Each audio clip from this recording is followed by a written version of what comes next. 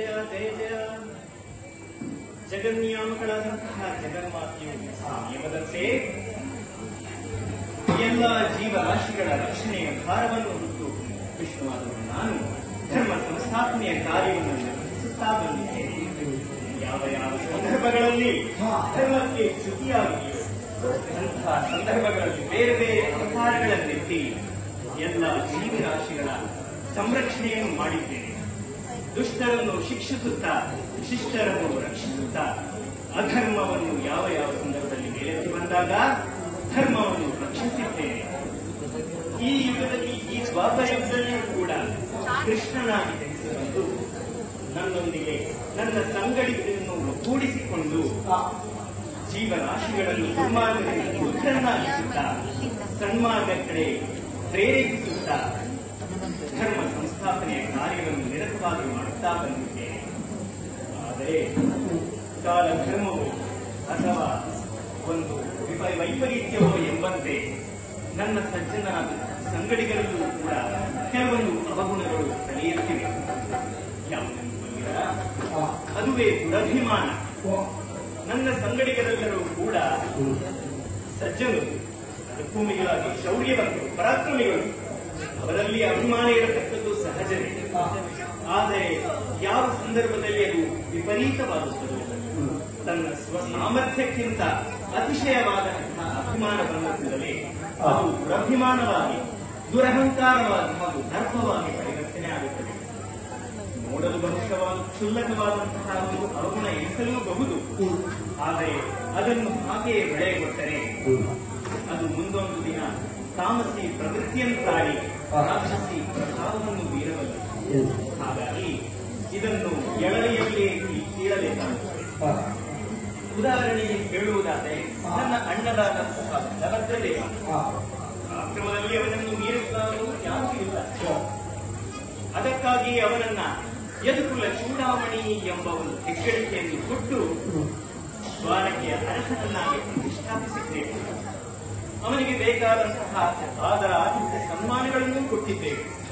ಇಷ್ಟಾದರೂ ಕೂಡ ಅವನಲ್ಲಿ ಒಂದು ಜಂಬ, ತಾನೇ ಶ್ರೇಷ್ಠ, ತನಗಿಂತ ಮಿಗಿಲಾದರೂ ಯಾರೂ ಇಲ್ಲ, ತನ್ನಿಂದಲೇ ಯದುಕುಲದ ಉಳಿವು ಹಾಗೂ ಗೆಲುವು ಎಂಬ ತಪ್ಪು ಕಲ್ಪನೆ ಅವನಲ್ಲಿದೆ. ಅದನ್ನು ಇಡಲೇಬೇಕು. ಹಾಗೆಯೇ ನನ್ನ ರಮಣಿಯಾದಂತಹ ಸತ್ಯಭಾಮಾದೇವಿ, ಅವಳಲ್ಲಿಯೂ ಕೂಡ ತಾನೇ ಸೌಂದರ್ಯವತಿ ಎಂಬ ಹೆಮ್ಮೆ. ಅದರೊಂದಿಗೆ ನರಕಾಸುರವಧೆಯ ಸಂದರ್ಭದಲ್ಲಿ ಆದಂತಹ ಅವಳ ಸಹಾಯ ಅವಳಲ್ಲಿ ಕೆಲವು ತಪ್ಪು ಕಲ್ಪನೆಗಳನ್ನು ಮೂಡಿಸಿದೆ. ತಾನಿಲ್ಲದೆ ಕೃಷ್ಣ ವಿಜಯವನ್ನೇ ಸಾಧಿಸಲಾರ, ತನ್ನಿಂದ ಮಾತ್ರ ಕೃಷ್ಣ ಗೆಲುವುಗಳನ್ನು ಕಂಡಿದ್ದಾನೆ ಎಂಬ ತಪ್ಪು ಕಲ್ಪನೆ ಅವನ್ನೂ ಕೂಡ ಪಡೆಯಲೇಬೇಕಾಗುತ್ತದೆ. ಇವರಂತೆ ಇನ್ನೂ ಒಬ್ಬನಿದ್ದಾನೆ, ನನ್ನ ವಾಹನದಂತಹ ಪಕ್ಷಿರಾಜ ಗರುಡ. ಮೊದಲೇ ತನ್ನ ಪಕ್ಷಗಳಲ್ಲಿ ಇಡೀ ಪ್ರಪಂಚವನ್ನೇ ಎತ್ತಬಲ್ಲೆ ಎಂಬ ತನ್ನ ಶಕ್ತಿಯ ಬಗ್ಗೆ ಹೆಮ್ಮೆ. ಆದರೆ ಅದು ಈಗ ವಿಪರೀತವಾಗಿ ತಾನಿದ್ದರಿಂದ ಮಾತ್ರ ಕೃಷ್ಣ ವಿಜಯ ಸಾಧಿಸುತ್ತಿದ್ದಾನೆ, ತನ್ನಿಲ್ಲದೆ ಕೃಷ್ಣನಿಗೆ ಒಂದು ಶಕ್ತಿಯೇ ಇಲ್ಲ ಎಂಬ ಅಹಂಕಾರವನ್ನು ಇಮ್ಮಡಿಯಾಗಿದೆ. ಇವರೆಲ್ಲರಿಗೂ ಕೂಡ ಈ ಒಂದು ಅಹಂಕಾರವನ್ನು ತೊಡೆಯಲೇಬೇಕು. ಎಲ್ಲರೂ ಒಳ್ಳೆಯವರೇ, ಆದರೆ ಇವರಲ್ಲಿರುವಂತಹ ಈ ಅವಗುಣ ಅವರನ್ನು ತಪ್ಪು ದಾರಿಗೆ ತೆರೆದೊಯ್ಯುತ್ತಿದೆ. ಹಾಗಾಗಿ ಇವರೆಲ್ಲರಿಗೂ ಕೂಡ ಒಂದು ಮತ್ತನ್ನು ಅಳೆಯಲೇಬೇಕು. ಇವರ ಈ ತಪ್ಪನ್ನು ನಾನೇ ತಿದ್ದಬಹುದು, ಆದರೆ ಇವರಾರೂ ಕೂಡ ನನ್ನ ಬುದ್ಧಿವಾದವನ್ನು ಕೇಳುವ ಮನೋಸ್ಥಿತಿಯಲ್ಲಿ ಈಗ ಇಲ್ಲವೇ ಇಲ್ಲ. ಇನ್ನು ಅವರಿಗೆ ನನ್ನ ಶಕ್ತಿ ಪ್ರದರ್ಶನ ಮೂಲಕ ಅವರನ್ನು ತಿದ್ದಲುಬಹುದು, ಆದರೆ ಅದು ಲೋಕಕ್ಕೆ ಒಂದು ಅಪವಾದವಾಗಿ ಕಾಣಬಹುದು. ತಮ್ಮನಾಗಿ ಅಣ್ಣನ ಮೇಲೆ ಒಂದು ಶಕ್ತಿ ಪ್ರದರ್ಶನವನ್ನು ತೋರಿದಾರೆಂದರೆ ಅದು ಒಳ್ಳೆಯದಾಗುತ್ತದೆ. ಇನ್ನು ಹೆಂಡತಿಯನ್ನು ತಿದ್ದಲು ಹೋದರೆ ಗಂಡ ಹೆಂಡರ ನಡುವಿನ ಸಾಮಾನ್ಯವಾದಂತಹ ಜಗಳ ಎಂದೆನಿಸುವುದು.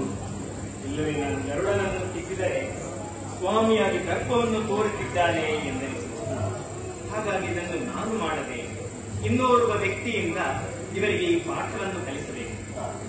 ಯಾರಾಗಬಹುದು, ಅವನು ಶಕ್ತಿವಂತನೂ ಆಗಿರಬೇಕು, ಆದರೆ ಅಹಂಕಾರ ಲವಲೇಶವೂ ಇರಬಾರದು. ಅವನಲ್ಲಿ ಸ್ವಾಮಿನಿಷ್ಠೆ ಇರಬೇಕು, ಮಹಾಪರಾಕ್ರಮಿಯಾಗಿರಬೇಕು, ಆದರೂ ವಿನಮ್ರನಾಗಿರಬೇಕು. ಇಂತಹ ವ್ಯಕ್ತಿತ್ವವುಳ್ಳ ವ್ಯಕ್ತಿ ಯಾರೆಂದು ಯೋಚಿಸಿದರೆ ಯುಗ ಯುಗಗಳಲ್ಲಿ ಹುಡುಕಿದರೂ ಕೂಡ ಆಂಜನೇಯಗಿಂತ ಒಳ್ಳೆಯ ಉದಾಹರಣೆ ಸಿಕ್ಕಲು ಸಾಧ್ಯವೇ ಇಲ್ಲ. ಹೌದು, ಇದಕ್ಕೆ ಅವನೇ ಸರಿಯಾದ ವ್ಯಕ್ತಿ. ಈ ಸಂದರ್ಭದಲ್ಲಿ ಆಂಜನೇಯನನ್ನೇ ನೆನಪಿಸಿಕೊಳ್ಳಲು ಇನ್ನೂ ಒಂದು ಕಾರಣವಿದೆ. ತ್ರೇತಾಯುಗದಲ್ಲಿ ರಾಮನಿರ್ಯಾಣದಂತಹ ಸಂದರ್ಭದಲ್ಲಿ ಚಿರಂಜೀವಿಯಾದಂತಹ ಆಂಜನೇಯನಿಗೆ ನಾನೊಂದು ವಚನವನ್ನಿಟ್ಟಿದ್ದೆ. ಪ್ರತಿಯೊಂದು ಯುಗಗಳಲ್ಲಿಯೂ ಕೂಡ ಶ್ರೀರಾಮನಾಗಿ ನಿನಗೆ ದರ್ಶನವನ್ನು ನೀಡುತ್ತೇನೆ ಎಂಬ ವಚನ ಪೂರೈಸುವ ಸದಾವಕಾಶ ಇಂದು ನನ್ನ ಮುಂದಿದೆ. ಹಲಕರ ಭಾಮ ಹಾಗೂ ಗರುಡರ ಗರ್ಭಭಂಗವೂ ಆಗಬೇಕು, ಆಂಜನೇಯನಿಗೆ ಶ್ರೀರಾಮ ದರ್ಶನವೂ ಆಗಬೇಕು. ಈ ಎರಡೂ ಸಂದರ್ಭಗಳಿಗೆ ಸುಯೋಗ ಎಂದು ಮೂಡಿ ಬಂದಿದೆ. ಹೌದು, ಇದೇ ಸರಿಯಾದ ದಾರಿ. ಆಂಜನೇಯನನ್ನು ಇಲ್ಲಿ ಕರೆತುವಂತಹ ವ್ಯವಸ್ಥೆಯನ್ನು ನಾರದರ ಮೂಲಕ ಮಾಡಿದ್ದೇನೆ. ವೇದಿಕೆ ಸಿದ್ಧವಾಗಿದೆ. ಪಾತ್ರಗಳನ್ನೆಲ್ಲ ಕರೆತರೋಣ. ಸೂತ್ರಧಾರನಾಗಿ ಈ ಪ್ರಸಂಗವನ್ನು ನಾನು ಮುಂದುವರಿಸುತ್ತೇನೆ. ನಡೆ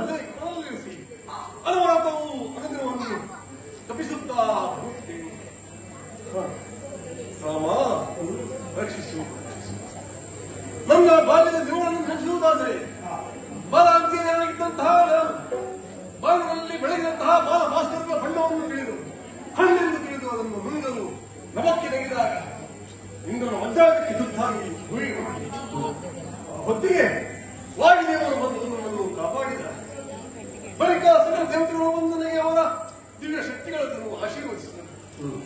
ಸೂರ್ಯನಾರಾಯಣವು ನನಗೆ ವ್ಯಾಕರಣವನ್ನು ಕಲಿಸಿದ ಗುರುವಾಗಿ ನನ್ನನ್ನು ಆಶೀರ್ವದಿಸಿದರು. ಆದರೆ ಏನು ಮಾಡೋಣ, ಹುಟ್ಟು ಕೂಡ ಸುತ್ತಲೂ ಹೋಗಲಿಲ್ಲವಂತೆ. ನಾನು ಕೇವಲ ಕವಿತೆಯಷ್ಟೇ ಅಲ್ಲಿ ಕಲಿತವಾಗಿದ್ದೆ. ಅಲ್ಲಿದ್ದಂತಹ ಋಷಿಮುನಿಗಳು ಕಲಿತಂತಹ ವ್ಯಕ್ತಿಯ ಮರೆತು ಹೋಗಲಿ ಆ ಹೊತ್ತಿಗೆ ನಮ್ಮಮ್ಮ ಅಂಜನಾದೇವಿ ವಿಧವಾಗಿ ಪ್ರಾರ್ಥಿಸಿಕೊಂಡರು.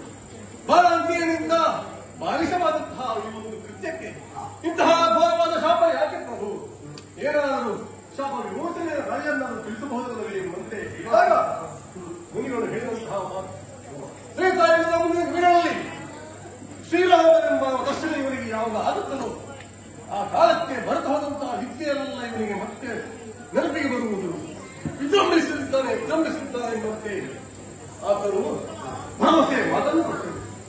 ಬಳಿಕ ಅಮ್ಮ ನನಗೆ ಬುದ್ಧಿ ಮಾತನ್ನು ಹೇಳಿ ಉಡುವುದಕ್ಕೆ ಉಡುದಾರ ಯಜ್ಞೋಪವಿಂದ ಧಾರಣೆ ಕಿವಿಗಳಿಗೆ ಕುಂಡಲವನ್ನು ಧರಿಸಿ ರಾಮ ತಾರಕ ಮಂತ್ರವನ್ನು ನನಗೆ ಹೇಳಿಕೊಟ್ಟರು. ಅಂದಿನಿಂದ ಇಂದಿನವರೆಗೂ ನಾನು ರಾಮ ತಾರಕ ಶಬ್ದವನ್ನೇ ಸ್ಮರಿಸುತ್ತಾ ಮಗುವಾಗಿದ್ದೇನೆ. ಮುನಿಗಳ ಮಾತು ಸತ್ಯವಾಗುವ ಎಂಬಂತೆ ಸ್ವಲ್ಪ ತೀರ್ಣ ಬಳಿಯಲ್ಲಿ ಆ ದಿವ್ಯ ಸ್ವರೂಪಿಯ ರಾಮಚಂದ್ರನನ್ನು ನಾನು ಕಂಡೆ.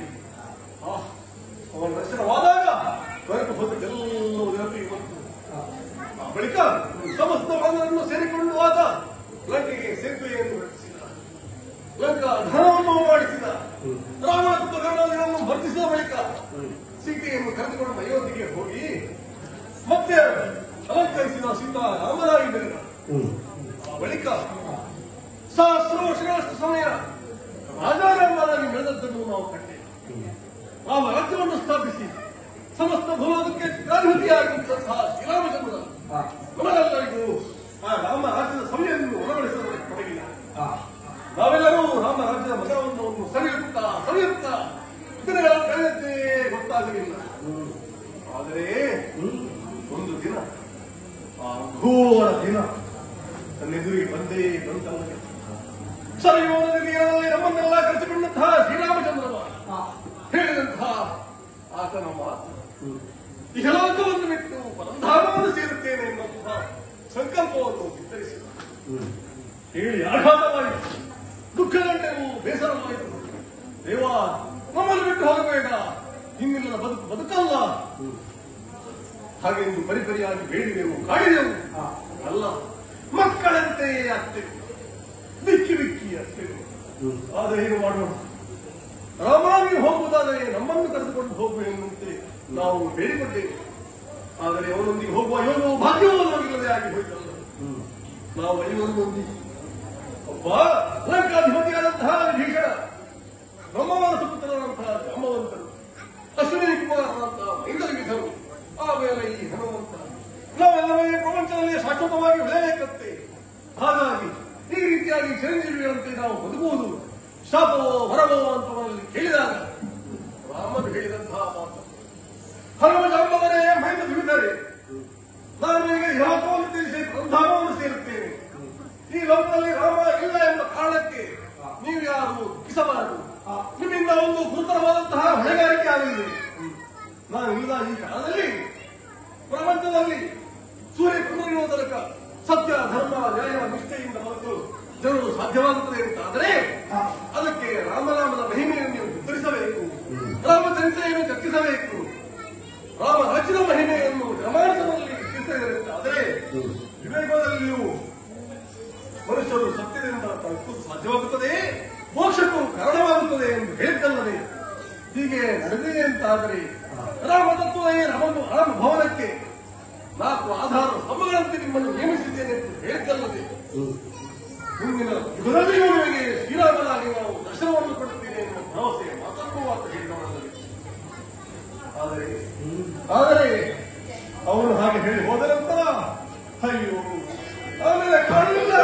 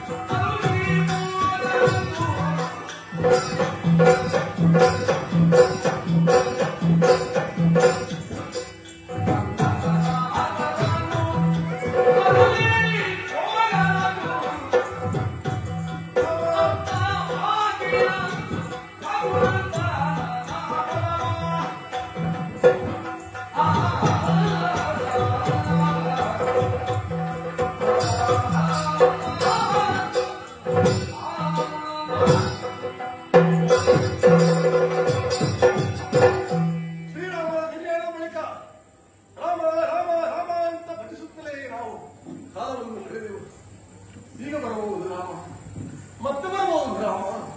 ಅಲೋ ರಾಜಮಂತನು ಇವತ್ತು ಬಂದನೆ, ನಾಳೆ ಬಂದನೆ ಎಂಬಂತೆ ರಾಮನ ನಿರೀಕ್ಷೆಯಲ್ಲಿ ದಿನವನ್ನು ಕಳೆದವನು. ದಿನಗಳು ಉರುಳಿದವು, ವಾರಗಳು ಸಣ್ಣವು, ತಿಂಗಳುಗಳು ಕಳೆಯಿತು, ಸಂವತ್ಸರವು ಉರುಳಿದವು. ಅಲ್ಲ, ಈಗಲೇ ಸರಿದು ಹೋಯಿತಲ್ಲವೇ? ನಾನಂತೂ ಲೆಕ್ಕ ಮಾಡಬೇಕು ಹೋಗಲೇ. ದ್ವಾಪರ ಮುಗಿಯುತ್ತಂತೆ, ತ್ರೇತಾಯುಗ ಮುಗಿಯುತ್ತಂತೆ, ದ್ವಾಪರವು ಬಂತಂತೆ. ದ್ವಾಪರವು ಮುಗಿಯುವುದರಲ್ಲಿದೆ ಬಹುಶಃ. ಆದರೆ ಏನು ಮಾಡೋಣ, ಇದು ನನಗೂ ರಾಮ ದರ್ಶನವಾಗಲಿಲ್ಲ. ಆ ರಾಮನನ್ನು ಮರೆತನೆ ಸಾಧ್ಯ ಉಂಟೆ? ರಾಮ ದುರ್ಗಾಭಿಭಾಷತೆ ಎಂಬಂತಹ ಮಾತನ್ನು ಆತ ತಾಯಿಗೆ ಹೇಳಿದಂತಹ ಮಾತು, ಅಂತಹ ರಾಮನು ಅವನ ಮಾತಿಗೆ ಇರಲಿಲ್ಲ. ಈ ಭಕ್ತರಾದಂತಹ ಹನುಮನನ್ನು ಆತ ಮರೆಯುವುದಕ್ಕೆ ಸಾಧ್ಯ. ತ್ರಿಕಾಲಾದಿ ಸಂಧ್ಯಾ ತ್ರಿಕಾಲ ಶುದ್ಧರಾಗಿ ನಾನು ಆತನ ಜಪದಲ್ಲೇ ಇದ್ದರೂ ಕೂಡ, ನಿತ್ಯವೂ ಅವರನ್ನು ಭಜಿಸಿದರೂ ಕೂಡ ರಾಮ ದರ್ಶನವಾಗಲಿಲ್ಲವಲ್ಲ. ಅಯ್ಯೋ, ನನ್ನಿಂದಲೇ ನಾನು ತಪ್ಪಾಗಿ ಹೇಳಿ ಅದನ್ನು ಯಾರು ಹೇಳುವುದು? ಈ ಮಗನಿಗೆ ಬುದ್ಧಿಗೆ ಯಾವುದು ಬೆಳೆಯುತ್ತಿಲ್ಲವಲ್ಲ.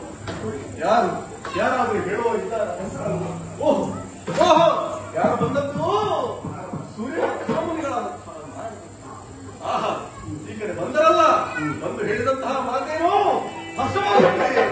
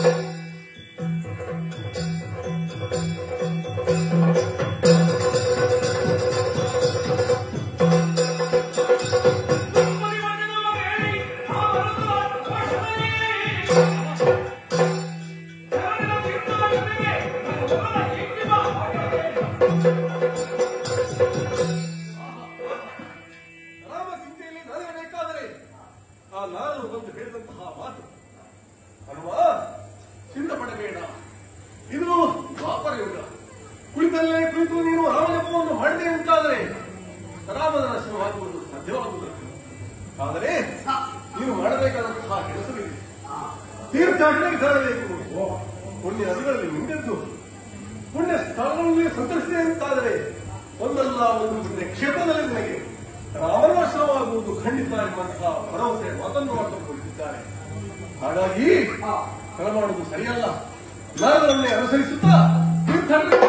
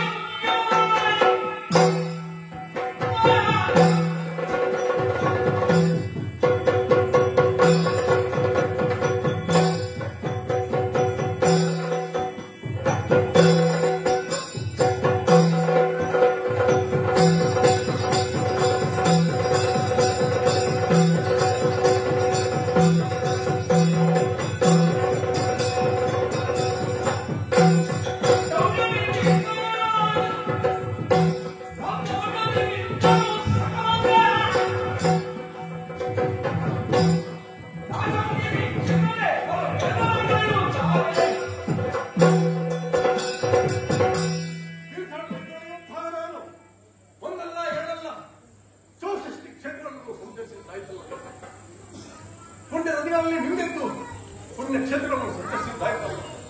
ಆದರೆ ಏನು ಮಾಡೋಣ, ಎಲ್ಲಿಯೂ ನಾಮದರ್ಶನವಾಗಲಿಲ್ಲವಲ್ಲ. ಏನು ಮಾಡಲಿ? ಆ ರಾಮನನ್ನು ನಾರದರ ಮಾತು ಖುಷಿಯಾಗಿದೆ. ಭಗವಂತ ಒಂದು ಕಡೆ ಆದರೆ ಮನೋತ್ಸವವನ್ನು ಹೊತ್ತುಕೊಂಡು ಅಣಿದಿರಿಸುವುದು ನಾರದರದ್ದು. ಇಬ್ಬರ ಮಾತನ್ನು ಅಲ್ಲಗಳೆಯುವಾಗಿಲ್ಲ. ಬಹುಶಃ ಆಂಜನೇಯನಾದ ನಾನು ಹತ್ತಿರಪಟ್ಟೆ. ಇರಲಿ ತೀರ್ಥಾಟನೆಗೆ ನಿಲ್ಲಿಸುವುದಿಲ್ಲ. ಪುರುಷ ಪ್ರಯತ್ನ ಮಾಡುತ್ತೇನೆ. ರಾಮನಿಗೆ ಸ್ಮರಿಸುತ್ತಾ ಮುಂದೆ ಹೋಗುತ್ತೇನೆ. ನೋಡೋಣ.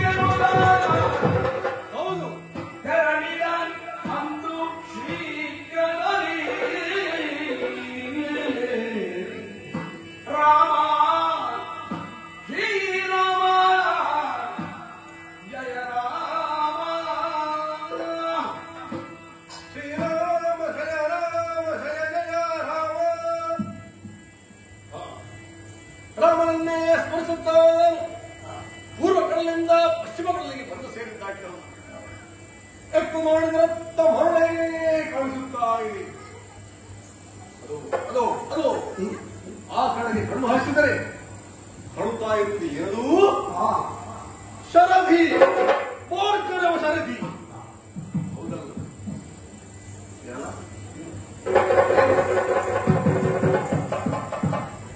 ಸರಿಯಾಗಿ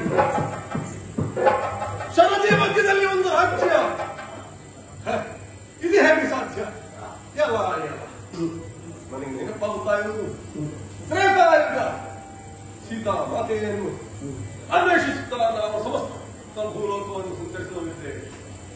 ಆದರೆ ಮೂಲೆಗಳನ್ನು ಸಂಚರಿಸಿದಂತಹ ನಾವು ಇಲ್ಲಿ ಯಾವುದೇ ಶರದಿ ಮಧ್ಯದಲ್ಲಿ ಒಂದು ರಾಜ್ಯ ಇದ್ದದ್ದು ನನಗೆ ಕಂಡದ್ದು ನೆನಪಿಲ್ಲ. ಯುಗಗಳು ಸರಿದಂತೆ ಏನು ಶರದಿಗೆ ಮುಂದಿಕ್ಕ ಹೋಯಿತು. ಅಲ್ಲ, ಶರದಿಯ ಮುಂದುಕ್ಕಿ ದ್ವೀಪದಂತೆ ಒಂದು ನಿರ್ಮಾಣವಾಯಿತು. ಎಲ್ಲ ಯಥಾರ್ಥಕ್ಕಾಗಿ ಶರದಿ ಮಧ್ಯದಲ್ಲಿ ನಿರ್ಮಾಣವನ್ನು ಮಾಡಿದರೆ ಯಾರಾದರೂ ಅದಲ್ಲ. ಅದು ಮತ್ತೆ ಕಡೆ ನೋಡಿ ಏನದು ಪ್ರಭೆ, ಆ ಹುಂಬಣ್ಣ ಆ ಪ್ರಕಾಶನವನ್ನು ಪ್ರಕಾಶಿಸುತ್ತಾ ಇದೆ ಅಲ್ಲ. ಆಹಾ, ಈ ಹುಮ್ಮಣ್ಣನ ಈ ರಾಜ್ಯವನ್ನು ಮಾಡಿದರೆ ಇರುವುದು ಆ ತ್ರೇತಾಯುಗದ ಸ್ವರ್ಣ ಲಂಕೆ. ರಾವಣ ಕುಂಭಕರ್ಣರನ್ನು ಮರೆಸಿದ ಬಳಿಕ ಸ್ವರ್ಣ ಲಂಕೆಯ ಅಧಿಕಾರವನ್ನು ನನ್ನ ಪ್ರಭು ಶ್ರೀರಾಮಚಂದ್ರನು ಭೀಷಣನಿಗೆ ವಹಿಸಿಕೊಟ್ಟಿದ್ದರು. ಆದ್ದರಿಂದ ಲಂಕೆಯು ಕೂಡ ರಾಮರಾಜ್ಯದ ಒಂದು ಶಾಖೆಯೇ ಆಗಿದೆ. ಅಂತಹ ಲಂಕೆಯನ್ನು ಯಾರು ಕತ್ತೊಯ್ದು ಬಂದು ಇಲ್ಲಿ ಬಂದಿದ್ದಾರೆ. ಎಲ್ಲ ಅಂತಹ ಒಂದು ಅದನ್ನು ಆಗಿದೆ ಎಂದಾದರೆ ರಾಮ ಕಿಂಕರನಾಗಿ ನಾನು ಅದನ್ನು ಸಹಿಸಲಾರೆ. ವಿರೋಧಿಸುತ್ತೇನೆ. ತೆರಳಲೇ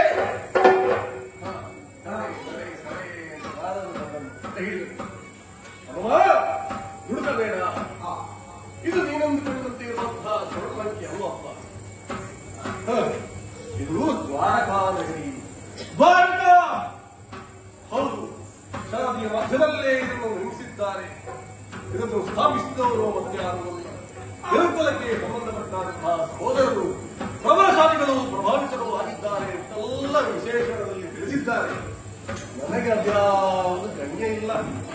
ನನ್ನನ್ನು ಮೂಲೆಯಲ್ಲೇ ಹುಡುಕಿದಂತಹ ನಾವು ಇದೊಂದು ಹೊಸ ಮೂಲೆಯಾಗಿದೆ. ಈ ಹೊಸ ಮೂಲೆಯನ್ನು ನೋಡಿದಾಗ ಅಲ್ಲಿದ್ದಂತಹ ಪ್ರಭಾವವನ್ನು ಪ್ರಕಾಶಿಸಿದಾಗ ರಾಮ ಸಾನ್ನಿಧ್ಯ ಇಲ್ಲೇ ಇದೆ ಅಂತ ನನ್ನ ಮನಸ್ಸು ಮತ್ತೆ ನನ್ನನ್ನು ಹೇಳುತ್ತಾ ಇದೆ. ಆದ್ದರಿಂದ ಏನು ಮಾಡಬೇಕು ಸ್ವಾಮಿ, ನಾನಂದ್ರೆ ಇಲ್ಲಿಂದ ಹೇಗೆ ಮುಂದುವರಿಸುವುದು ಅಂತ ಕೇಳಿದಾಗ ನೀನು ಅವರನ್ನು ಪ್ರಭಾವಿಸಬೇಕು. ನೀನಾಗಿ ಅಲ್ಲಿಗೆ ಹೋಗುವುದಲ್ಲ, ಅವರು ನಿನ್ನಿಗೆ ಬರುವಂತೆ ಮಾಡುವುದಂತ ಕಿವಿ ಮಾತನ್ನು ಹೇಳಿದ್ದಾರೆ. ನಾನಾದರೂ ಪೂರ್ತಿ ಯಾವ ಕಥೆಯಲ್ಲಿ ಯಾವ ಸಂದೇಶವನ್ನು ಪೂರ್ತಿಯಾಗಿ ಹೇಳಿದಂತೆ ಇಲ್ಲ. ಸ್ವಲ್ಪವೇ ಅವರು ಹೇಳುತ್ತಾ ಬರುವರಲ್ಲಿ ಅವರ ಕಾರ್ಯ ವೈಖರಿಯಾಗಿ ಗೌರವ ತಂದಿದ್ದರೆ ಹೌದು. ಏನೇ ಆಗಲಿ ನಾನು ಹೇಗೆ ಪ್ರಭಾವಿಸುವುದು? ಹೆಚ್ಚಂದ್ರೆ ಮಕ್ಕಳು ನನ್ನ ಸುತ್ತಮುತ್ತ ಬಂದಿದ್ದಾರೆ. ಈ ಕಾಲದಲ್ಲಿ ನಾನು ರಾಮನ್ನೇ ಧ್ಯಾನ ಮಾಡುತ್ತಾ ಆತನೇ ದಾರಿ ತೋರಿಸಬೇಕು. ರಾಮ ನೀನೇ ದಾರಿ ತೋರಿಸಬೇಕು.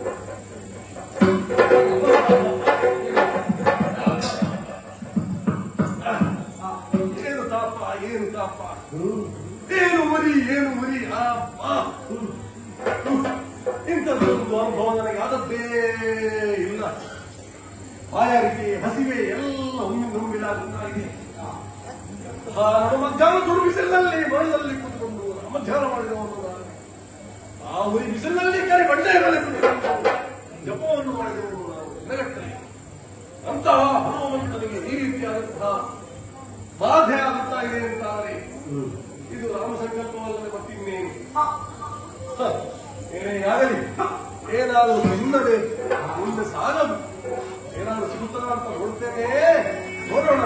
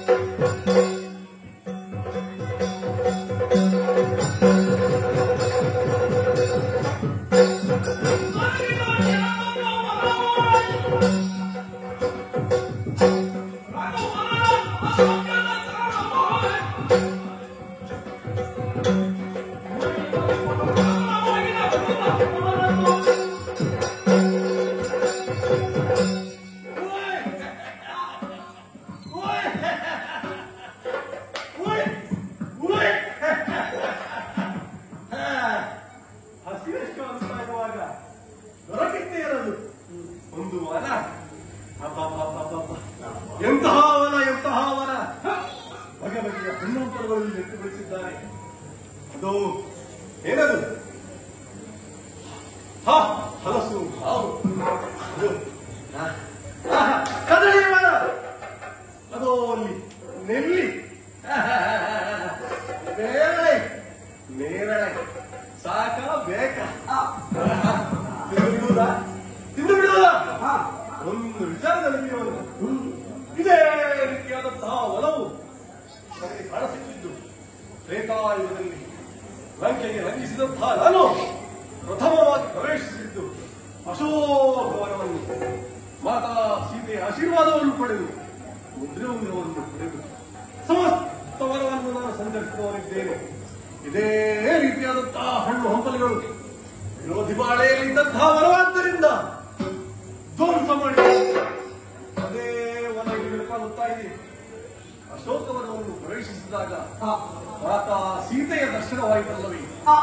ಆದರೆ ತದ್ರೀತಿಯಲ್ಲಿರುವಂತಹ ಈ ವನವನ್ನು ನೋಡಿದಾಗ ಇಲ್ಲನ್ನು ಪ್ರವೇಶಿಸಿದರೆ ಆ ಸೀತಾರಾಮನ ದರ್ಶನ ನನಗೆ ಆಗಬಹುದೇ? ಆಗುವುದಲ್ಲವೇ? ಹಾಗೆ ರಾಮಧ್ಯಾನ ಮಾಡುತ್ತಾ ತನ್ನ ಹಸಿವನ್ನು ಮುಗಿಸುತ್ತಾ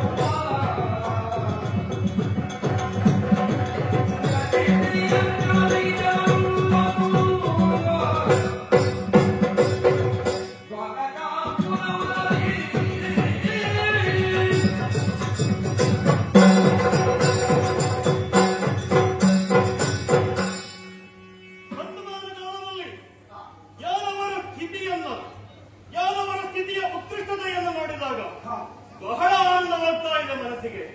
ಯಾಕೆ ಯಾಕೆ ಬಲ್ಲಿರೆ?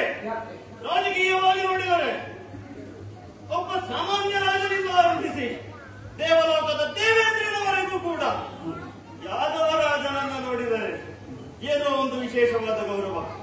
ಹೀಗಿದ್ದ ಮೇಲೆ ಸಾಮಾನ್ಯವಾಗಿ ಪ್ರತಿಯೊಬ್ಬ ಯಾದವನಿಗೂ ಕೂಡ ಒಳ್ಳೆಯ ಜೀವನವು ಸಿಕ್ಕಿರಲೇಬೇಕಷ್ಟೇ. ಏನು ಇದಕ್ಕೆಲ್ಲ ಕಾರಣ? ಹರಿದು ಹಂಚಿ ಹೋಗಿದ್ದರು ಯಾದವರು, ನಿಕೃಷ್ಟ ಜೀವನವನ್ನು ನಡೆಸುತ್ತಾ ಇದ್ದವರು ಯಾದವರು. ಇವರನ್ನೆಲ್ಲರನ್ನೂ ಒಂದುಗೂಡಿಸಿ ಸಮುದ್ರ ಮಧ್ಯದಲ್ಲಿ ವಿಶಾಲವಾದ ವಿಶೇಷವಾದ ಸಂಪತ್ಭರಿತವಾದಂತಹ ದ್ವಾರಕಾ ಪಟ್ಟಣವನ್ನ ನಮ್ಮ ರಾಜಧಾನಿಯಾಗಿ ನಿರ್ಮಿಸಿದ್ದೇವೆ. ಯಾರು ಇಲ್ಲಿಯ ಅರಸ? ಬಲರಾಮ. ನನ್ನ ನೇತೃತ್ವದಲ್ಲಿ ಇದೆಲ್ಲವೂ ಸಾಧ್ಯವಾಯಿತು. ನನ್ನ ತಮ್ಮ ಕೃಷ್ಣ ಯುವರಾಜನಾಗಿ ನನ್ನ ಜೊತೆಯಲ್ಲಿಯೇ ಕೆಲವೊಂದು ಬಾರಿ ಸಹಕರಿಸುತ್ತಾ ಬಂದಿದ್ದ. ಬರಬೇಕಾಗಿತ್ತು ಈಗ ಸಭೆಗೆ. ಅವನಿಗೆ ಹಲವು ಮಂದಿ ಇದ್ದಾರೆ ಮಡದಿಯರು. ಒಬ್ಬೊಬ್ಬರನ್ನೇ ಸಮಾಧಾನ ಮಾಡಿಕೊಂಡು ಬರುವಾಗ ಸ್ವಲ್ಪ ತಡವಾದೀತು. ಚಿಂತಿಸಬೇಡಿ, ಇಂದಿನ ವಿಶೇಷವಾದ ಈ ಸಭೆಯನ್ನು ಕರೆದಿದ್ದೇನೆ. ಸಭೆಯಲ್ಲಿ ಸರ್ವವನ್ನು ನುಡಿಯಲಾಗುವುದು.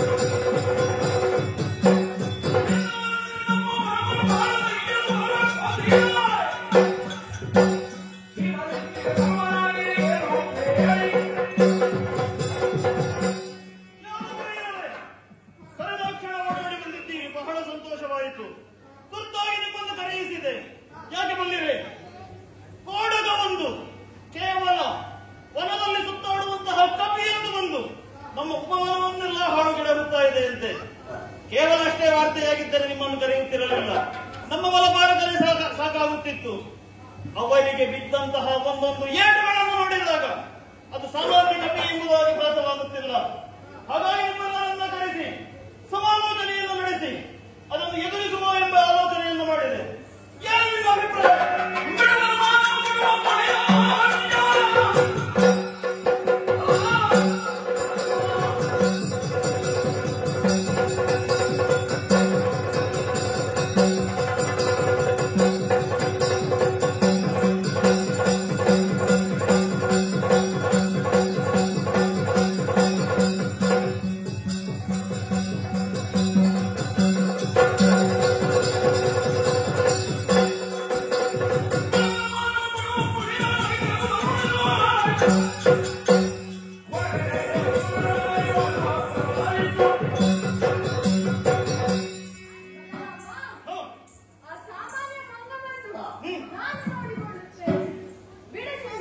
ನಿಮ್ಮ ವೇಗವನ್ನು ನೋಡಿ ನೀವು ಎಂಬುದಾಗಿ ಭಾವಿಸಿದ್ದೇನೆ.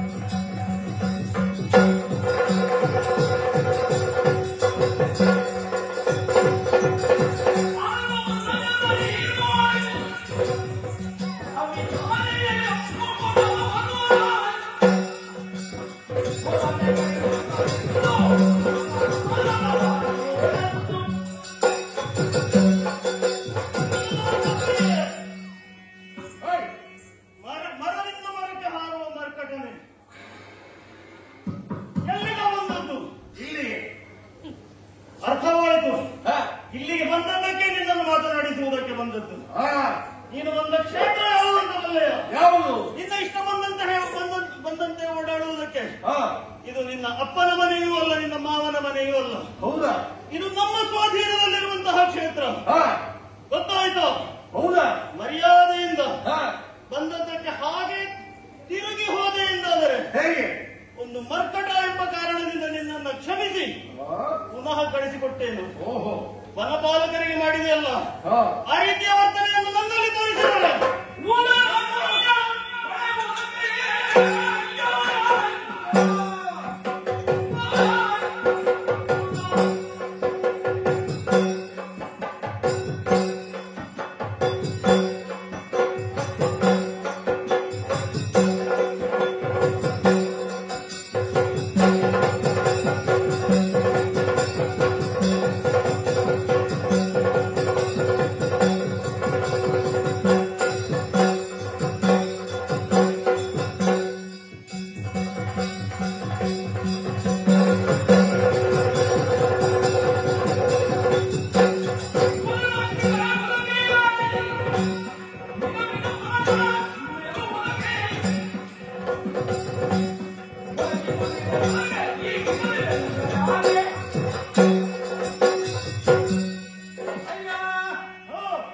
ಸ್ವಲ್ಪ ಸರಿಯಾಗಿ ಮಾತನಾಡುವ ಅಂತ ಗೊತ್ತಾಯಿತು.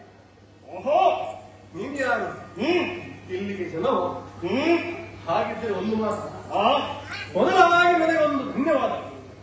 ಯಾಕೋ ಇಷ್ಟು ಚೆನ್ನಾಗಿರುವ ಒಂದು ವಾರ ಇಲ್ಲಿರುವ ರುಚಿ ರುಚಿಯಾದ ಹಣ್ಣು ಹಂಪಲುಗಳನ್ನು ಬೆಳೆಸಿದ್ಯಲ್ಲ, ಅದು ಯಾವುದನ್ನು ತಿನ್ನದೆ ನನಗೋಸ್ಕರ ಬಾಕಿ ಉಳಿಸಿದ್ಯಲ್ಲ, ಅದಕ್ಕೋಸ್ಕರ ಒಂದು ಧನ್ಯವಾದ ನಿನಗೆ.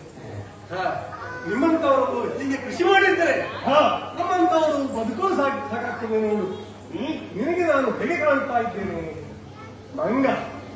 ನಂಗಾದರೆ ಹಸಿವಾಗಲಾಗಿ ಏನು ಮಾಡುದು ಪುಣ್ಯಾತ್ಮ.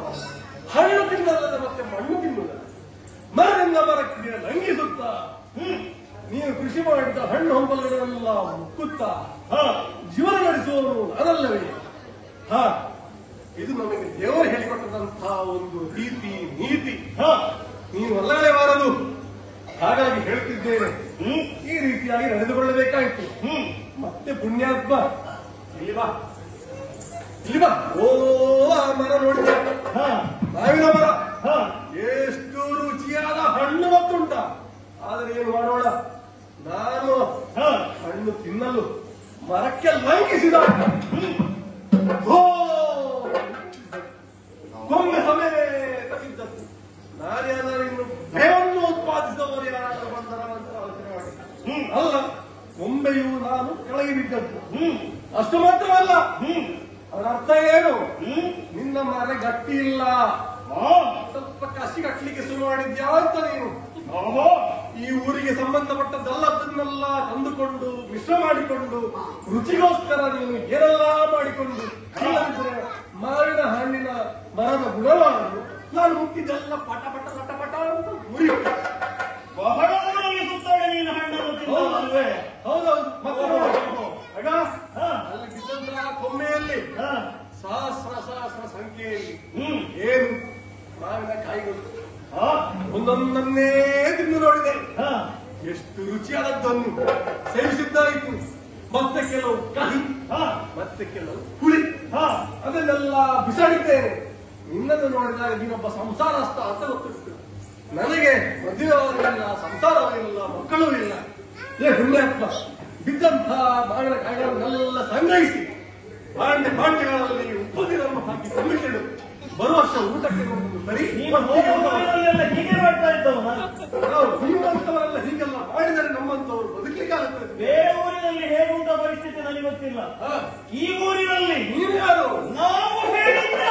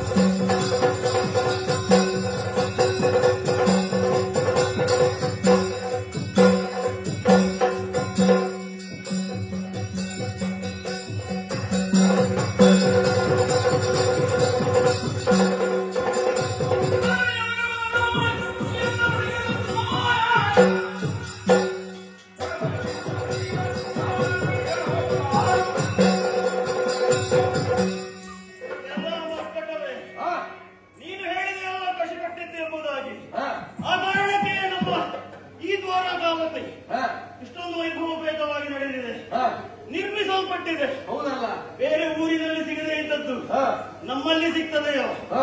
ನಿನಗೆ ಏನು ಬೇಕು? ಯಾವ ರೀತಿಯ ಪರಂಪರೆ ಬೇಕು? ಯಾವ ರೀತಿಯ ಹೊಸತನ ಬೇಕು? ಹಳೆ ಬೇರು ಹೊಸ ಚಿಗುರು ಎಲ್ಲವೂ ಕೂಡ ನಮ್ಮಲ್ಲಿ ಲಭ್ಯವಿದೆ. ಇದು ನಮ್ಮ ಕ್ಷೇತ್ರ. ಬಲ್ಲೆಯ ಗುಣಕ್ಕೆ ಮತ್ಸರವಿಲ್ಲ, ನಾನು ಹೊಗಳಿದ್ದೆ. ಇಷ್ಟನ್ನೆಲ್ಲ ಮಾಡಿದವನು ಯಾರು ಬಲ್ಲೆಯ? ಯಾರು ನೀನು? ರಾಮ.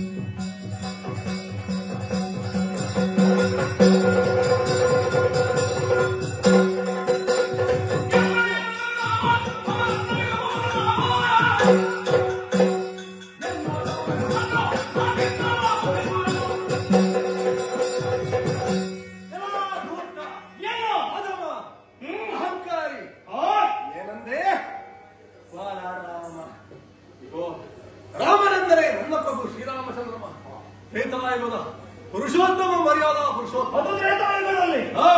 ಕೃತಯುಗದಲ್ಲಿ ಒಬ್ಬರಿದ್ದ ಪರಶುರಾಮ, ದ್ವಾಪರಯುಗದಲ್ಲಿ ಈ ಬಲರಾಮ. ಪರಶುರಾಮನನ್ನು ಕಳಿಸಿದ್ದೇ ಆಯ್ತು, ಆ ಬಳಿಕವೇ ಬಂದದ್ದು ನನ್ನ ಪ್ರಭು ಶ್ರೀರಾಮಚಂದ್ರಮ.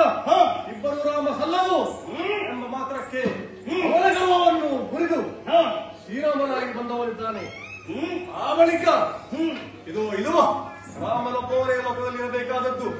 ನೀನು ನಿನ್ನ ಹೆಸರು ರಾಮನ, ನಿನ್ನ ತಂದೆ ತಾಯಿ ಇಟ್ಟಿರಬಹುದು, ಆದರೆ ಬಲ ಅಂತ ಸೇರಿಸಿಕೊಂಡೇ ಅಲ್ಲ. ನಿನ್ನ ಅಹಂಕಾರ ನನ್ನಲ್ಲಿ ತೋರಿಸಿಕೊಂಡು ಮುರಿದು ಬಿಡುತ್ತೇನೆ. ನೋಡೋಣ.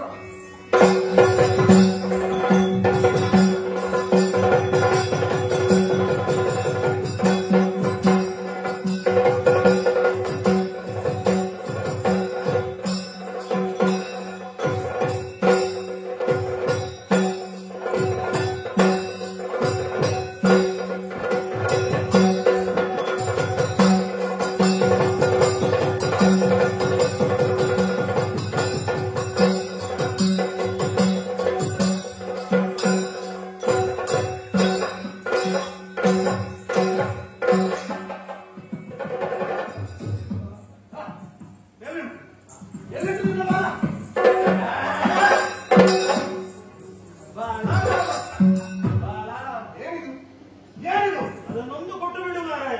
ಅಲ್ಲ, ನಿನ್ನ ಆಯುಧ ಪೂಜೆ ಮಾಡಿದ್ದೆ, ನಿನ್ನ ಆಯುಧಕ್ಕೆ ನಿನ್ನ ಗೌರವ ಕೊಡಲಿಲ್ಲ. ಆದ ಕಾರಣ ನಿನ್ನನ್ನು ಬಿಟ್ಟು ನನ್ನಲ್ಲಿ ಬಂದು ಸೇರಿದೆ. ಈಗ ನಿನ್ನ ಪೂಜೆಯನ್ನೇ ಮಾಡುವ, ಅಲ್ಲಿರುವ ಹಣ್ಣು ಇನ್ನೊಂದು ಸ್ವಲ್ಪ ತಿನ್ನು. ಕೊಟ್ಟು ಬಿಡು. ಓ, ಏನಿದಕ್ಕೆ ಹೆಸರು? ಹವಾಯುಧ. ಅಲ್ಲ, ಆಯುಧ ಬೇಕಾದ ನಿನಗೆ ಇದು? ನಿನಗೆ ಬೇಡ. ಮರಕ್ಕೆ ಬಿಸಾಡಿದ್ದೇನೆ. ಎಲ್ಲ ಅಹಂಕಾರಿ. ಇದು ನಿನ್ನ ತಲೆಯಲ್ಲಿದ್ದದೆಲ್ಲ ಇಳಿಯಬೇಕಾದ್ರೆ ಈಗ ನಾನೊಂದು ಶ್ಲೋಕ ಹೇಳ್ತೇನೆ. ಶ್ರೀರಾಮ ಜಯ ರಾಮ ಜಯ ಜಯ ರಾಮ. ಹೀಗೆ ನೀನು ಸಾಯುವಲ್ಲಿ ನನಗೆ ನಾನು ಹೇಳಬೇಕು. ಈಗ ನನ್ನ ತುದಿಯಲ್ಲಿ ತಿಳ್ಕೊಂಡಿರ್ತೇನೆ ಅಂತ. ಅದನ್ನು ಹೇಳಿದ್ರೆ ಇದನ್ನು ಕೊಡ್ತೀಯ ನೀವು? ಕೊಡುವುದಿಲ್ಲ. ನೀನು ಸರಿಯಾಗಬೇಕು. ಜಪ ಮಾಡು. ಆಯ್ತು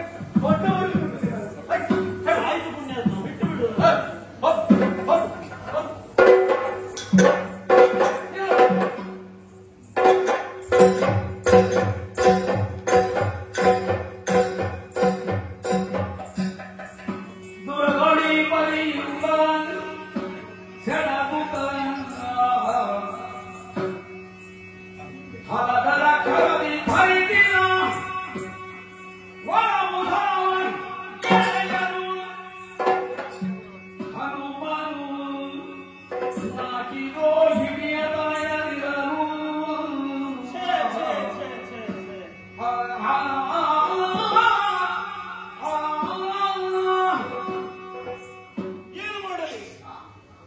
ಎಂತಹ ಸೋಲಾಗಿ ಹೋಯಿತು. ಇದುವರೆಗೆ ಸೋಲನ್ನು ಕಾಣದ ಈ ಬಲರಾಮನಿಗೆ ಇಂದು ಯಕ್ಕಶ್ಚಿತ್ ಕಪಿಯಿಂದ ಸೋಲು. ಅದು ಹೇಗೆ? ಹೀನಾಯವಾದಂತಹ ಸೋಲು. ಕೇವಲ ಸೋಲೆ. ಆಯುಧವನ್ನೇ ಕಳೆದುಕೊಂಡಿದ್ದೇನೆ. ಹೇಗೆ ನನ್ನವರಿಗೆ ಮುಖವನ್ನು ತೋರಿಸಲಿ? ನಮ್ಮವರ ಅರಸ ಈ ಬಲರಾಮ ಎಂಬುದಾಗಿ ಹೆಮ್ಮೆಯಿಂದ ಬೀರುತ್ತಿದ್ದವನು ಇಂದು ಹೇಗೆ ನಾನು ನನ್ನ ತಮ್ಮ ಕೃಷ್ಣನಿಗೆ ಮುಖವನ್ನು ತೋರಿಸಲಿ? ಹೇಗೆ ನಮ್ಮವರನ್ನು ನೋಡಲಿ? ಶಿವನೇ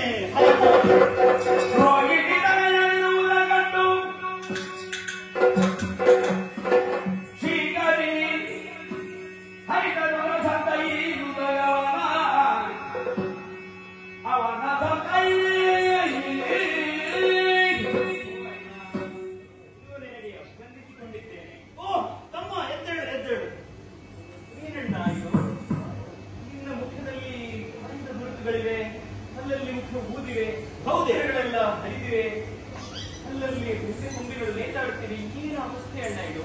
ತಮ್ಮ, ನೀನೇನು ಮಲ್ಲ ಯುದ್ಧದಲ್ಲಿ ಯಾರಿಗೂ ಸೋತವನಲ್ಲ. ಅಂತಹ ಸಾಹಸಿಗಳು ಈ ಪ್ರಪಂಚದಲ್ಲೇ ಯಾರೂ ಇಲ್ಲ. ಈ ಅವಸ್ಥೆ ನಿನಗೆ ಇನ್ನು ಹೀಗೆ ಬಂದಿರಬಹುದು. ಎಲ್ಲಾದ್ರೂ ಮುಳ್ಳ ಬೇಳೆ ಮೇಲೆ ಬಿದ್ದೆಯೋ ಹೇಗೆ? ಏನಾಯ್ತಣ್ಣ ಇದು? ತಮ್ಮ, ಇದು ಇನ್ನು ಏನು ಅಂತ ನಿನ್ನಲ್ಲಿ ಮುಚ್ಚಿಡಲಿ ಹೇಳು. ಮಾನಭಂಗವಾಗುವಂತಹ ಪರಿಸ್ಥಿತಿ ಬಂದೊದಗಿದೆ. ಇಂದಿನ ವೇಳೆ ಒಡ್ಡೋಲಗವನ್ನಿಟ್ಟಿದ್ದೆ.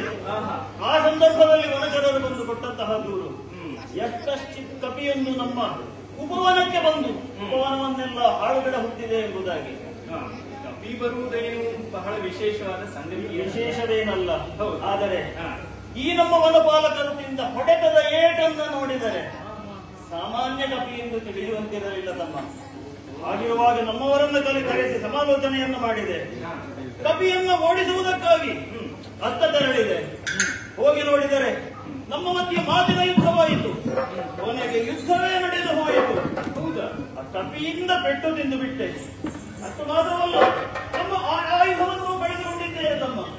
ಈಗ ತಮಾಷೆ ಮಾಡಿಸ್ತಿದ್ದೆ. ಈಗ ನೀನೇ ಸಮರ್ಥ ಆ ಕಪಿಯಿಂದ ಹೊಡೆತವನ್ನು ತಿನ್ನುವುದಕ್ಕೆ ಅಥವಾ ಅದಕ್ಕೆ ಹೊಡೆತವನ್ನು ಕೊಡುವುದಕ್ಕೆ. ನಿನ್ನಂತಹ ಸಮರ್ಥ ಬೇರೆ ಇಲ್ಲ ಅಣ್ಣ. ನೀನೇ ನೋಡಿ. ಹಾಸ್ಯವನ್ನು ಬಿಡುವಣ್ಣ. ಬಲರಾಮನೆಂದರೆ ಯಾರು? ಸೇವಾದಿ ದೇವತೆಗಳಾಗಲಿ ಎಂಥ ಮಲ್ಲ ಯುದ್ಧರಾಗಲಿ ಕೂಡ ನಿನ್ನನ್ನು ಕೆಣಕಲು ಧೈರ್ಯ ಪಡುವುದಿಲ್ಲ. ಈಗ ಕಪಿ ಹಾಸ್ಯವನ್ನು ಬಿಡು ಅಂತ ಹೇಳಿ ನನ್ನನ್ನು ಹಾಸ್ಯ ಮಾಡ್ತಾ ಇದ್ದೀಯ ತಮ್ಮ. ಇದು ಹಾಸ್ಯದ ಸಮಯವಲ್ಲ. ತಕ್ಷಣದಲ್ಲಿ ಆ ಕಪಿಯ ವಿಷಯವಾಗಿ ನೀನು ಕಾರ್ಯಕ್ರಮವಾಗಿದ್ದರೆ ಕಾಲ ವಿಳಂಬವಾದೀತು, ಪರಿಸ್ಥಿತಿ ಕೈಗೊಂಡಿತು. ನಾನು ಆಗಲಿ ಅಣ್ಣ, ಆಗಲಿ. ಈ ಸಮಯದ ಸಂದಿಗ್ಧತೆ ನಾನು ಅರಿತುಕೊಂಡಿದ್ದೇನೆ. ನೀನು ನಿಶ್ಚಿಂತೆಯಿಂದಿರು. ನಾನು ನಿನ್ನ ಹಲವುಸಲಗಳನ್ನ ಹಿಂದೆ ತರುವಂತಹ ಪ್ರಯತ್ನ ಖಂಡಿತ ಹಾಗೆ ಮಾಡು. ಸರಿ, ನನ್ನ ಅಣ್ಣನಿಗೆ ಸರಿಯಾದ ಮದುವೆ ಸಿಕ್ಕಿದೆ. ಒಳ್ಳೆಯದಾಗಲಿ. ಇನ್ನು ಮುಂದೆ ಜಂಬ ಕಚ್ಚಿಕೊಳ್ಳುವಂತಹ ಮೊದಲು ಈ ಪ್ರಸಂಗವನ್ನು ಖಂಡಿತ ನೆನಪು ಮಾಡಿಕೊಳ್ಳುತ್ತೆ. ಆಗಲಿ. ಒಬ್ಬನ ಸರಿಕೆ ಆಯಿತು. ಇನ್ನಾರಿದ್ದಾರೆ? ವೈನತೆಯ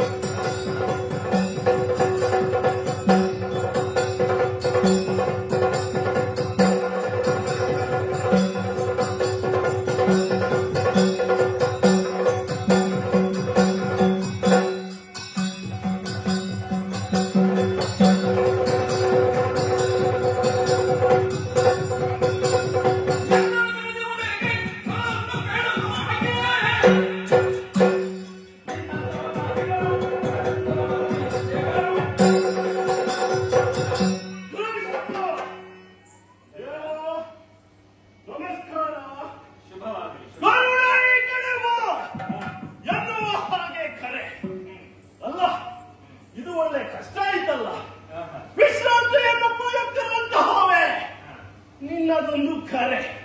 ಹಬ್ಬ, ನಿನ್ನ ಈ ತಿರುಗಾಟದ ಚಟದಲ್ಲಿ ನನ್ನನ್ನು ಕೂತ್ಕೊಳ್ಳಿಕ್ಕೂ ಬಿಡುವುದಿಲ್ಲ, ಮಲಗುವುದಕ್ಕೂ ಬಿಡುವುದಿಲ್ಲ.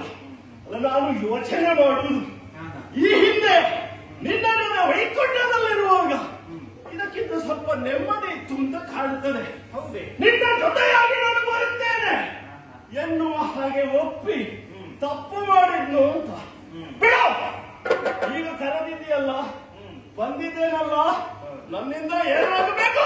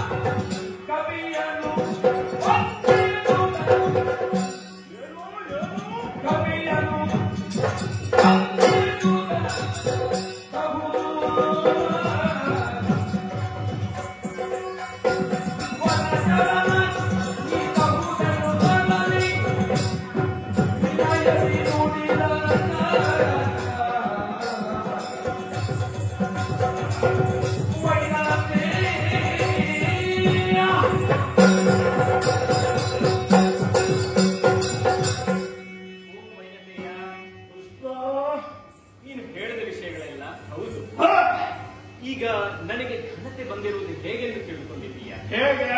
ನನ್ನನ್ನು ಹಾಡಿ ಹೊಗಳವರೆಲ್ಲ ಏನೆಂದು ಹೇಳುತ್ತಾರೆ? ಯಾರು? ಹಕ್ಕಿಯ ಹೆಗಲೇರಿ ಬಂದವಗೆ ಅಂತ. ನೀನು ಹೌದು ಹೌದು.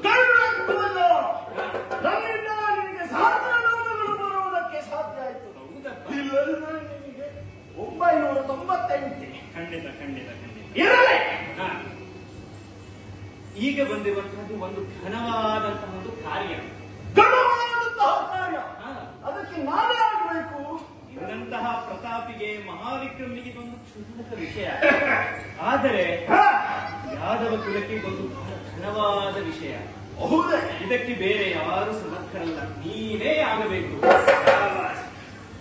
ಏನಂತ ವಿಷಯ ಗೊತ್ತಾದ್ರೆ ಒಳ್ಳೆಯದಿತ್ತು. ಹೇಳೋಣ ಹೇಳೋಣವಂತೆ, ಸಮಾಧಾನಿಸು. ನಮ್ಮ ಉಪವನ ಒಂದಿದೆ ಅಲ್ಲ? ಹೌದು. ನಮ್ಮೆಲ್ಲರಿಗೂ ಪ್ರಿಯವಾದಂತಹ ಚಂದದ ಉಪವನ. ಅಲ್ಲಿಗೆ ಒಂದು ಮಂಗ ಬಂದಿದೆ. ಏನಾಯ್ತು? ಏನು ಹೇಳಿದೆ ನೀನು? ಒಂದು ಮಂಗ ಬಂದಿದೆ. ಹಾ. ಅದಕ್ಕೀಗ ಒಂದು ವಿಶೇಷವಾದ ಕಾರ್ಯ, ಅದು ನಿನ್ನಿಂದಲೇ ಆಗಬೇಕು. ಅಂದ್ರೆ ನೀನೀಗ ಹೋಗಿ ಆ ಮಂಗವನ್ನು ಬಂಧಿಸಿ ತರಬೇಕು.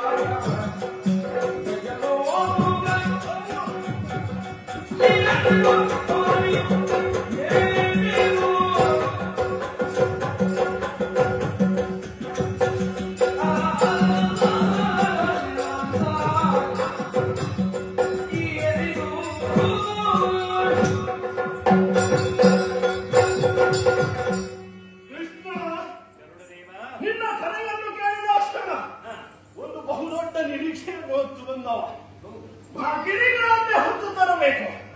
ಅಲ್ಲ ಸ್ವರ್ಗಲೋಕಕ್ಕೆ ಹೋಗಬೇಕು, ಅಲ್ಲ ಯಮನ ಪಾಶವನ್ನೇ ತರಬೇಕು ಎನ್ನುವ ಹಾಗೆ ನಿರೀಕ್ಷೆಯಲ್ಲಿದ್ದವ. ಆದ್ರೆ ನೀನು ಏನು ಹೇಳಿದ್ದು? ಏನು ಹೇಳಿದ್ದು? ನೀನು ನನಗೆ ಕೇಳಲಿಕ್ಕೆ ಆಗುವುದಿಲ್ಲ ಅದು. ಅಲ್ಲ ನಿನಗೆ ಒಂದು ನಾಚಿಕೆ ಆಗುದಿಲ್ವಾ? ನನ್ನಲ್ಲಿ ಒಂದು ಸಾಮಾನ್ಯ ಕಪಿಯನ್ನು ಬೇಡ ಅಲ್ಲ, ಅದು ನಾನು ಯಾರು ಅಂತ ನೀನು ತಿಳಿದುಕೊಂಡಿದ್ದಿ. ನನ್ನ ಗಂಡಂತ ಯಾರು ಅಲ್ಲ, ನಿನಗೆ ಯಾವುದು ಗೊತ್ತಿಲ್ಲ ಅಂತ ಕಾಣ್ತದೆ. ಎಲ್ಲವನ್ನು ಮರೆತಿದ್ದೆ ಹೇಗೆ? ಎಲ್ಲ ಪ್ರಸಂಗ ನಿನಗೆ ಮರೆತೋಗಿದೆಯಾ? ನನ್ನದಾದಂತಹ ಏನು ಮಹಿಮೆಯನ್ನು ತೋರಿಸಿದವ ನಾನು. ಅಷ್ಟು ಮಾತ್ರವೇ ಹೇಳುವ, ಸ್ವರ್ಗಲೋಕಕ್ಕೆ ದಾಳಿಯನ್ನು ಮಾಡಿ ಅಮೃತವನ್ನು ತಂದು ದೇವಿಯ ದಾಸತ್ವವನ್ನು ದೂರ ಮಾಡಿದವ ನಾನು. ಅಂತಹ ಮಹಾನ್ ವ್ಯಕ್ತಿ ಕೇವಲ ಗರುಡನಲ್ಲ, ಗರುಡ ದೇವ ಎನ್ನುವ ಹಾಗೆ ನೆಗಂತೆಗೆ ಪಾತ್ರನಾದವನು. ನನ್ನಲ್ಲಿ ಇಂತಹ ಸಾಮಾನ್ಯ ವಿಚಾರದ ಬಗ್ಗೆ ಒಂದು ಕೇವಲ ಮಂಗನನ್ನು ತರುವುದಕ್ಕೆ ಹೇಳ್ತೀಯಲ್ಲ. ಅಲ್ಲಿಗ ನಿನ್ನಲ್ಲಿ ಒಂದು ಹೇಳ್ತೇನೆ. ಈಗ ನನ್ನಲ್ಲಿ ನೀನು ಈ ವಿಷಯ ಹೇಳಿದೆ ಅಂತ ಆಯ್ತು. ಇನ್ನು ಅವರಲ್ಲಿ ನೀನು ಹೇಳ್ತಿದ್ರೆ ಕಥೆಯೇ ಬೇರೆ ಆಗ್ತಿತ್ತು. ನಾನಾದ ಕಾರಣ ಸುಮ್ಮನೆ ಕೇಳಿ ಬಿಟ್ಟಿದ್ದೇನೆ. ಈಗ ಮಂಗನ ವಿಚಾರ ಬಿಡು, ನಿನಗೆ ಯಾರಾದ್ರೂ ಬೇರೆ ಜನ ಸಿಗ್ತಾರಂತ ನೋಡಿಕೊ. ಈ ಕ್ಷುಲ್ಲಕ ಕಾರಣಕ್ಕೆ ನನ್ನನ್ನು ಕರೀತೀಯಲ್ಲ. ಆಗುದಿಲ್ಲ.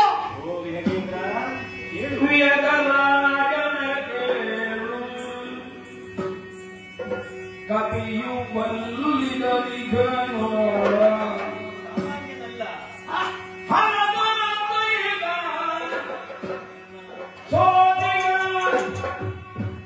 ಮಹಿಯೊಳೆಮ್ಮಯ ಮಾನವನಿ ಕಾಯಬೇಕನು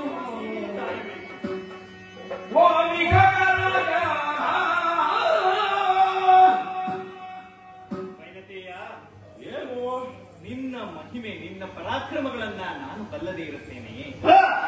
ಎಷ್ಟು ಸಲ ನಿನ್ನಿಂದ ನಾನು ವಿಜಯವನ್ನು ಪಡೆದಿದ್ದೇನೆ. ಇಷ್ಟೆಲ್ಲ ಗೊತ್ತಿದ್ರು ನೀನೊಂದು ಮಂಗನನ್ನು. ನಿನ್ನ ವಿಕ್ರಮ, ನಿನ್ನ ಪ್ರತಾಪ ಏನು, ವಿಕ್ರಮ ಏನು, ಇದು ನನಗೆ ಮಾತ್ರ ಅಲ್ಲ, ಇಡೀ ಪ್ರಪಂಚಕ್ಕೆ ಗೊತ್ತಿದೆ. ಇರುವೆ ನಿನ್ನಿಂದ ನನ್ನ ಪರಾಕ್ರಮ ನನಗೆ ಗೊತ್ತಾಗಬೇಕು ಅಂತಿಲ್ಲ. ನನಗೆ ಸ್ವಂತ ಗೊತ್ತುಂಟು ನನ್ನ ಪರಾಕ್ರಮ ಏನು, ನನ್ನ ಘನತೆ ಏನು ಎನ್ನುವ ಹಾಗೆ. ನಿನ್ನಿಂದ ತಿಳಿದುಕೊಳ್ಳುವಂತಹ ಪ್ರಮೇಯ ನನಗೆ ಇದುವರೆಗೆ ಒದಗಿ ಬಂದಿಲ್ಲ. ನೀನು ಮೊದಲು ಹೇಳುವ ಮಂಗನ ಕಥೆ. ನೋಡು, ನಮ್ಮ ಉಪವನಕ್ಕೆ ಒಂದು ಮಂಗ ದಾಳಿ ಇಟ್ಟಿತಂತೆ. ಅದನ್ನು ತಡೆಯಲಿ ಹೋದಂತಹ ವನಪಾಲಕರೆಲ್ಲರೂ ಕೂಡ ಪೆಟ್ಟು ತಿಂದು ಹಿಂದೆ ಬಂದರು. ಪೆಟ್ಟು ತಿಂದ್ರ ಬಳಿಕ ಆ ಬಳಿಕ ನಮ್ಮ ಯದುವೀರರು ಹೊರಟರು, ಸಾತಿಕಿ ಕೃತವರ್ಮರು ಕೂಡ. ಪರಿಣಾಮ ಅವರಿಂದಲೂ ಕೂಡ ಮಂಗನನ್ನು ಹಿಡಿಯಲಾಗಲಿಲ್ಲ. ಏನಾಯಿತು? ಅವರು ಕೂಡ ಪೆಟ್ಟು ತಿಂದು ತಿಂದ್ರ ನನಗೆ ಒಳ್ಳೆದಾಗಿ ಎರಡು ಬೀಳಬೇಕಿತ್ತು. ನಾನು ನೆನೆದುಕೊಂಡಿದ್ದೆ. ಬಳಿಕ ಆ ಬಳಿಕ ನನ್ನ ಅಣ್ಣನಾದಂತಹ ಬಲರಾಮನೇ ಹೋದ. ಆದರೂ ಅವನಿಂದನೂ ಕೂಡ ಮಂಗನನ್ನು ಬಗ್ಗಿಸಲಾಗಲಿಲ್ಲ. ಈಗ ಬಲರಾಮನಿಗೂ ಪೆಟ್ಟು ಬಿತ್ತು. ಪೆಟ್ಟು ಬಿಡು, ಅವನಲ್ಲಿದ್ದಂತಹ ಹಲಮುಸಲಾದಿ ಆಯುಧಗಳನ್ನು ಕೂಡ ಮಂಗ ಕಸಿದುಕೊಂಡು ಪರಿಣಾಮ ನನಗೆ ಅವಮಾನ ಆಗಿದೆ. ನನಗೆ ಬಿಡು, ಯಾದವ ಕುಲಕ್ಕೆ ಬಿಡು, ನಿನಗೂ ಕೂಡ ಅವಮಾನ. ಸರಿ, ಗರುಡ ಅವಮಾನ ಆಯ್ತು ಅಂತ ಹೇಳಿದ್ರೆ ಪರ್ಯಾಯವಾಗಿ ಅದು ನನಗೆ ಅವಮಾನ ಇದ್ದ ಹಾಗೆ. ಹಾಗಾದ್ರೆ ಬಿಡು.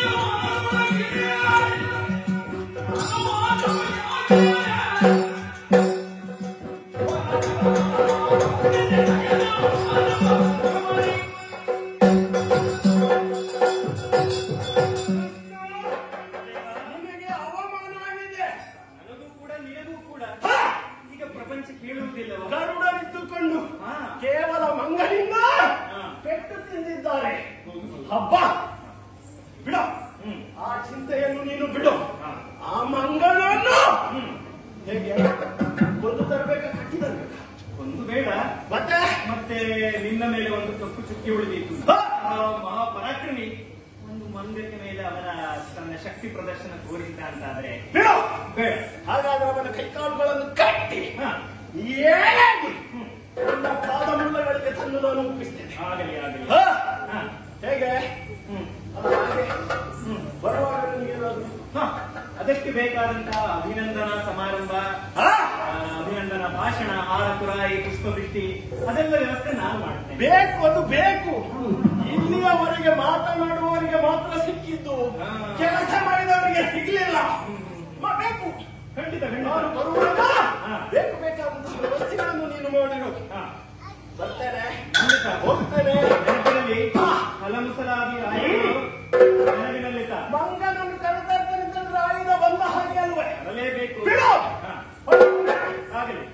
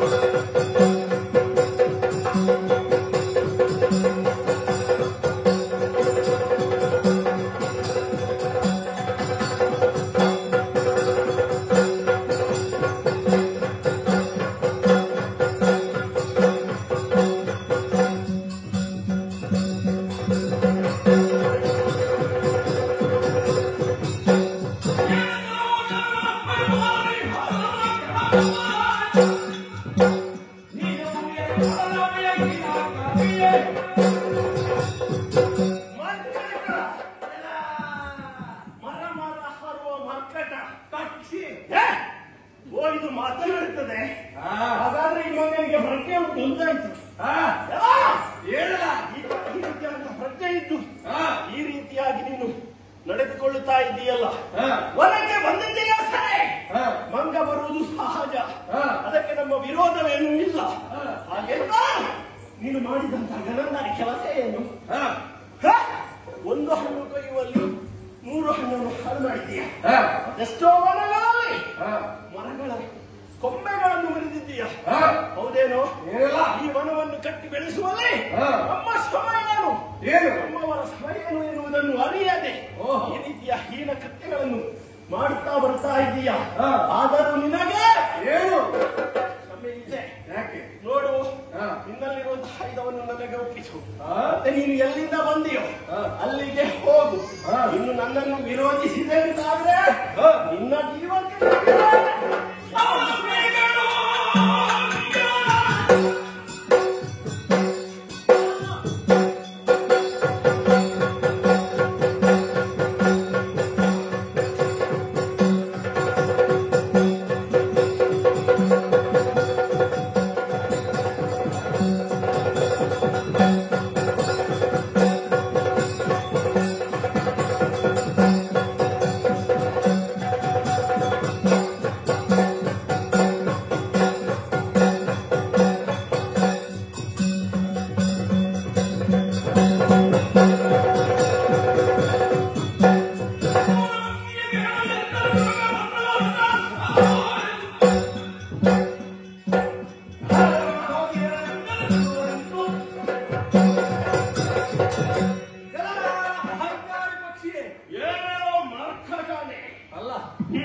ನೀನು ಹಾರುವುದು ಆಕಾಶದಲ್ಲಿ, ನಾನು ಹಾರುವುದು ಮರದಿಂದ ಮರಕ್ಕೆ. ನಿನಗೂ ನನಗೂ ಎರೆಯ ಸಂಬಂಧ. ನೀನೇನು ತಿನ್ನುತ್ತೇನೆ ಅಂತ ತಿನ್ನುತ್ತಾ ಇದ್ದೀಯ ಅಂತ ನಾನು ಕೇಳಿದ್ದೇನೆ. ನಾನು ಏನು ತಿಂದರೆ ನಿನಗೇನು? ಎಲ್ಲ ಅಹಂಕಾರ ಪಕ್ಷಿಯೇ, ಏನೆಲ್ಲ ನಿನ್ನ ಅಹಂಕಾರವನ್ನು ಮುಗಿಸುತ್ತೇನೆ. ಮೊದಲು ಬಂದವನು ಏನು ಆಯುಧ ನಿನಗೆ ಕೊಡುವುದಾದ್ರೆ ನಾನು ತೆಗೆದುಕೊಂಡು ನಿನಗೆ ಕೊಡಬೇಕಾ? ಕೊಡುವುದಿಲ್ವಾ? ಅವನು ಅಹಂಕಾರದಿಂದ ಬೆಳೆದ, ರಾವಣನ್ನು ವಿರೋಧಿಸಿದ. ಸಾರಿ ಹೇಳುತ್ತೇನೆ, ಏನು ಬಂದದ ದಾರಿಗೆ ಸಿಕ್ಕಲೇ ಹಿಂದಿರುಗಿದರೆ ನಿನಗೂ ಒಳ್ಳೆಯದು. ಹಿಂದಿರುಗು. ಇಲ್ಲದಿದ್ದರೆ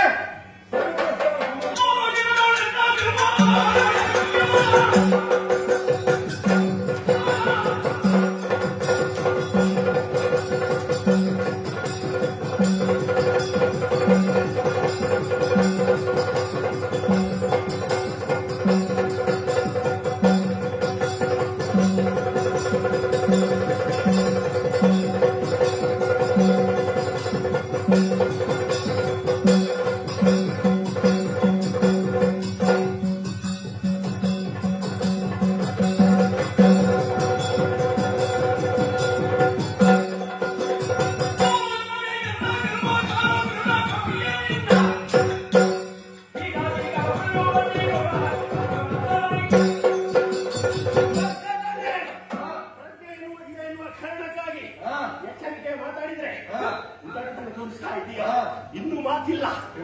ನಿನ್ನ ಭಾವವನ್ನು ಏನು ನೆಲಕ್ಕೆ ಬಡಿದು ಆ 7 ಸಮುದ್ರದಿಂದ ಆಚೆ ಎಸೆಯುವಂತ ಕಾಲಕ್ಕೆ ತಡೆಯುವವರು ಯಾರು?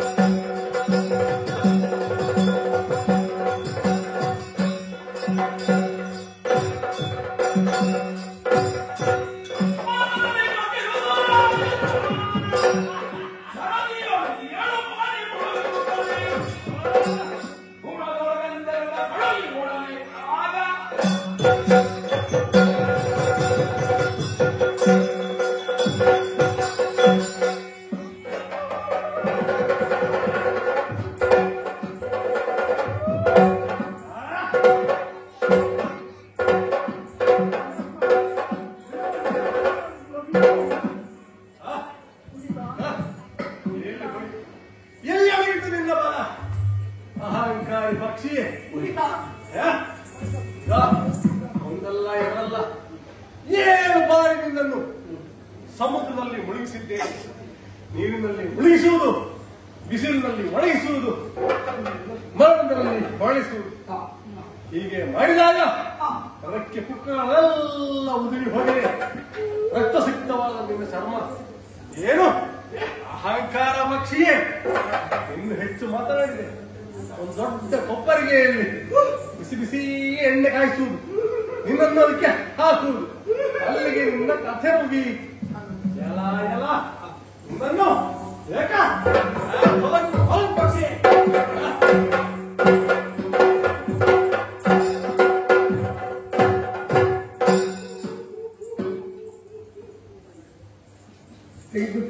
ಯಕ್ಷಗಾನ ವೇದಿಕೆ ಸುಳ್ಯ ಇವರ ಯಕ್ಷಗಾನ ಕಥಾಭಾಗ ಭಾಗ ಇಷ್ಟೊತ್ತು ನಾವು ನೋಡಿದ್ದೇವೆ. ಇನ್ನು ಸ್ವಲ್ಪ ಒಂದು ದೃಶ್ಯಗಳು ಉಳಿದಿವೆ, ಅಂದ್ರೆ ಟಿ.ಟಿ. ಭಟ್ರು ವೇದಿಕೆಗೆ ಬರಬೇಕು ಅಂತ ತಿಳ್ಕೊಳ್ತಿದ್ದೇವೆ. ಅಂದ್ರೆ ಅವರನ್ನೊಂದು ಪ್ರಸಾದವನ್ನು ಕೊಟ್ಟು ನಾವು ಕಾರ್ತಿಕ್ ಸುಳ್ಯ ಅವರಿಗೆ ಒಂದು ಶಾಲೆಯನ್ನು ಉಳಿಸುವ ನಿಮ್ಮ ತಂಡದವರು ಓದ್ತಿದ್ದಾರೆ.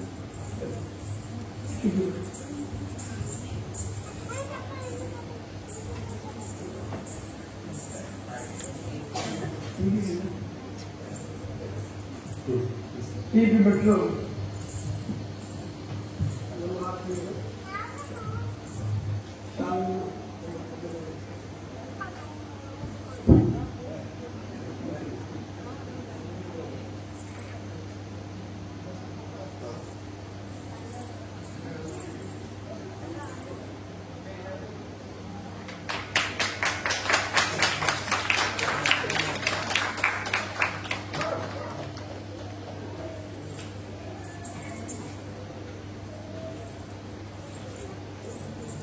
ಖಂಡಿತ ಸಂಭ್ರಮದ ಈ ಕಾರ್ಯಕ್ರಮದಲ್ಲಿ ಅವರಿಗೆ ನಾವು ಅವಕಾಶವನ್ನು ಕೊಟ್ಟಿದ್ದೇವೆ. ಮುಂದಿನ ದಿನಗಳಲ್ಲಿ ಅವಕಾಶವನ್ನು ಕೊಟ್ಟಿದ್ದಾರೆ. ಅಂದರೆ ಗುರುಗಳಾದ ನಿಮ್ಮೊಂದಿಗೆ ನಾವು ಯಾವ ಇದ್ದೇವೆ ಅಂತ ಶಿಕ್ಷಕರು ಹೇಳ್ತಾ ಇದ್ದಾರೆ. ಇನ್ನು ಫೆಬ್ರವರಿ ತಿಂಗಳಲ್ಲಿ ನಡೆಯುವಂತಹ ವಾರ್ಷಿಕೋತ್ಸವದಲ್ಲಿ ನಾವು ಅವರಿಗೆ ಅವಕಾಶವನ್ನು ಕೊಡ್ತೇವೆ. ಆದರೆ ಸ್ವಲ್ಪ ಬೇಗ ಕೊಡ್ತೇವೆ, ಯಾಕಂದರೆ ಈ ಥರ ಸ್ವಲ್ಪ ತಡವಾಗಿ ಕೊಡಿ ಅಂತ ಕಾರ್ಯಕ್ರಮ ಕೇಳಿಕೊಂಡು ಇನ್ನು ನಾವು ಸಾಮಾನ್ಯ ಒಂದು 5 ಗಂಟೆ 6 ಗಂಟೆ ಸಮಯದಲ್ಲಿ ಅವರಿಗೆ ಅವಕಾಶವನ್ನು ಕೊಡ್ತೇವೆ. ಒಳ್ಳೆಯ ಅಂತ ಎಲ್ಲರೂ ಕೂಡ ಪ್ರಶಂಸಿಸ್ತಾ ಇದ್ದಾರೆ. ಅವರಿಗೆ ಜಾಗ ಮತ್ತು ಎಲ್ಲರೂ ಆಯುಷ್ಯ ಆರೋಗ್ಯ ಭಾಗ್ಯವನ್ನು ಅನುಭವಿಸಬೇಕು ಎಂದು ಪ್ರಾರ್ಥಿಸಿದ್ದಾರೆ. ಯಕ್ಷಗಾನವನ್ನು ಒಂದು ಆಡಿದಂತಹ ತೆಂಕುತಿಟ್ಟಿ ಹಿತರಕ್ಷಣಾ ವೇದಿಕೆಯ ಇದೂ ಕೂಡ ಧನ್ಯವಾದಗಳು.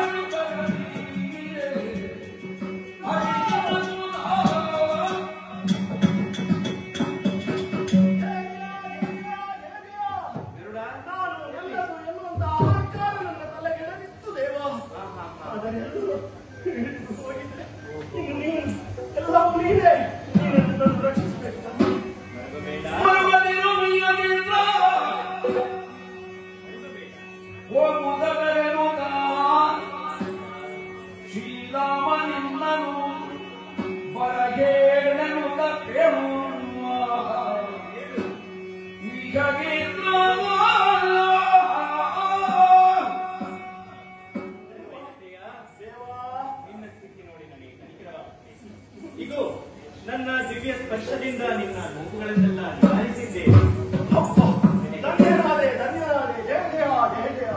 ನಿನ್ನ ಚೈತನ್ಯ ಪರಿಪೂರ್ಣವಾಗಿ ನಿನ್ನಲ್ಲಿ ತುಂಬಿದೆ. ನೀನು ಮರಗಬೇಡ. ನೀನು ಸೆಳೆಸಿದ್ದು ಯಾರಲ್ಲೇ ತಿಳ್ಕೊಂಡಿದ್ದೀಯ? ಯಾರು ಪ್ರಭು? ಅವನು ಸಾಮಾನ್ಯ ಕಪಿಯಲ್ಲ. ತ್ರೇತಾಯುಗದಲ್ಲಿ ರಾಮನ ಭಕ್ತನಾಗಿ ರಾವಣ ಆದಿ ರಕ್ಕಸರ ದರ್ಪವನ್ನು ಮುರಿದಂತಹ ಆಂಜನೇಯನೇ ಆ ಕಪಿ. ಇದು ನನಗೆ ಮೊದಲೇ ಗೊತ್ತಿತ್ತ. ನಾನು ಹೋಗುವುದು ಒಂದು ಮಾತು ಹೇಳಿದ್ರೆ ನಾನು ಹೋಗ್ತಿರ್ಲಿಲ್ಲ. ಈ ಪಾಠ ಹೇಗೆ ಸಿಗುತ್ತಿತ್ತು ನೋಡು. ಅದಕ್ಕಾಗಿಯೇ ಈ ನಾಟಕವನ್ನು ನಾನು ರಚಿಸಿದ್ದು. ಮುಗಿಯಬೇಕು, ಅದಕ್ಕೋಸ್ಕರವಾಗಿಯೇ ಈ ನಾಟಕದ ರಚನೆ ಆಗುತ್ತೆ. ಸರಿ, ಇನ್ನು ನಿನ್ನ ಬಳಿ ಇನ್ನೊಂದು ಕಾರ್ಯವೂ ಇದೆ. ಇನ್ನೊಂದು? ಹೌದು. ಆ ಮಂಗನನ್ನು ಕರ್ಕೊಂಡು ಬರ್ಲಿಕ್ಕಲ್ಲ. ಅದೇ ಕಾರ್ಯ. ಈಗ ತೆರಳಿಯ ಇಲ್ಲಿ ಮತ್ತೆ ಪುನಃ ಇಲ್ಲಿ ಕರೆತರಬೇಕು. ಬೇರೆ ಜನ ಇಲ್ಲ, ನೀವೇ ಮಾಡಬೇಕು ಅದನ್ನ. ನಾನೇ ಮಾಡ್ಬೇಕಾ? ಹೌದು. ಹೇಗೆ ಪ್ರಭು? ಒಮ್ಮೆ ಸರಿ ಕೊಟ್ಟಿದ್ದಲ್ಲ. ಅದಕ್ಕೆ ಒಂದು ಉಪಾಯವನ್ನು ಕೊಡುತ್ತೇನೆ. ನೀನು ರಾಮ ಜಪವನ್ನು ಮಾಡುತ್ತಾ ಹೋಗು. ರಾಮನಾಮವನ್ನು ಕೇಳಿದ ಕೂಡಲೇ ಅವನು ನಿನಗೆ ಹಾನಿ ಮಾಡಲಾರ.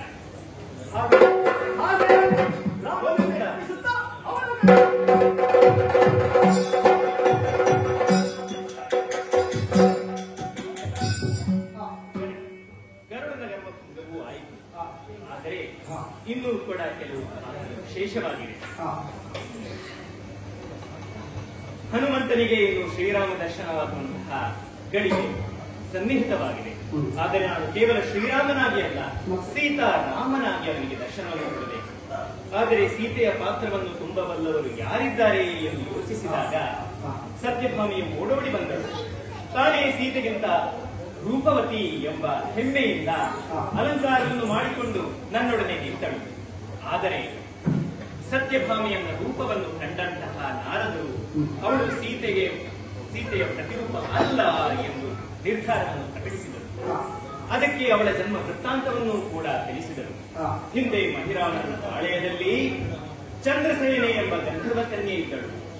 ಅವಳು ಶ್ರೀರಾಮನನ್ನು ಧರಿಸುವ ಇಚ್ಛೆಯನ್ನು ಪ್ರಕಟಪಡಿಸಿದಾಗ ಶ್ರೀರಾಮನು ತಾನು ಏಕಪತ್ನಿ ವೃತಸ್ಥ ಎಂಬ ಮಾತನ್ನು ಹೇಳಿ ಮುಂದೆ ಶ್ರೀಕೃಷ್ಣನಾಗಿ ಜನ್ಮ ತಾಳಿದಾಗ ಅವಳನ್ನು ಭರಿಸುವಂತಹ ಒಂದು ವಚನವನ್ನು ನೀಡಿದರು. ಆ ಚಂದ್ರಸೇನೆಯೇ ಇಂದು ಸತ್ಯಭಾಮಿಯಾಗಿ ಪುನರ್ಜನ್ಮವನ್ನು ತಾಳಿದ್ದಾಳೆ. ಹಾಗಾಗಿ ಚಂದ್ರಸೇನೆ ಎಂದು ಸೀತೆ ಆಗಲಾರಳು, ಸತ್ಯಭಾಮಿ ಎಂದು ಸೀತೆಯ ಪ್ರತಿರೂಪ ಆಗಲಾರಳು ಎಂಬ ನಿರ್ಧಾರವನ್ನು ತಿಳಿದಾಗ ಸತ್ಯಭಾಮೆಯಲ್ಲಿದ್ದಂತಹ ಅಹಂಕಾರ ಇಳಿದು ಸರಿ, ಇನ್ನು ಯಾರಿದ್ದಾರೆ? ನಾನು ರುಕ್ಮಿಣಿಯನ್ನೇ ಕರೆದಿದ್ದೇನೆ, ಅವಳೇ ಸೀತೆಗೆ ಪ್ರತಿರೂಪ ಎನ್ನುವ ನಿರ್ಧಾರವಾಗಿದೆ. ಅವಳು ನನ್ನ ಬಳಿ ನಿಂತಿದ್ದಾಳೆ. ನಾನು ಕೂಡ ಶ್ರೀರಾಮನ ರೂಪವನ್ನು ತಾಳಿ ಆಂಜನೇಯನಿಗಾಗಿ ಕಾಯುತ್ತೇನೆ.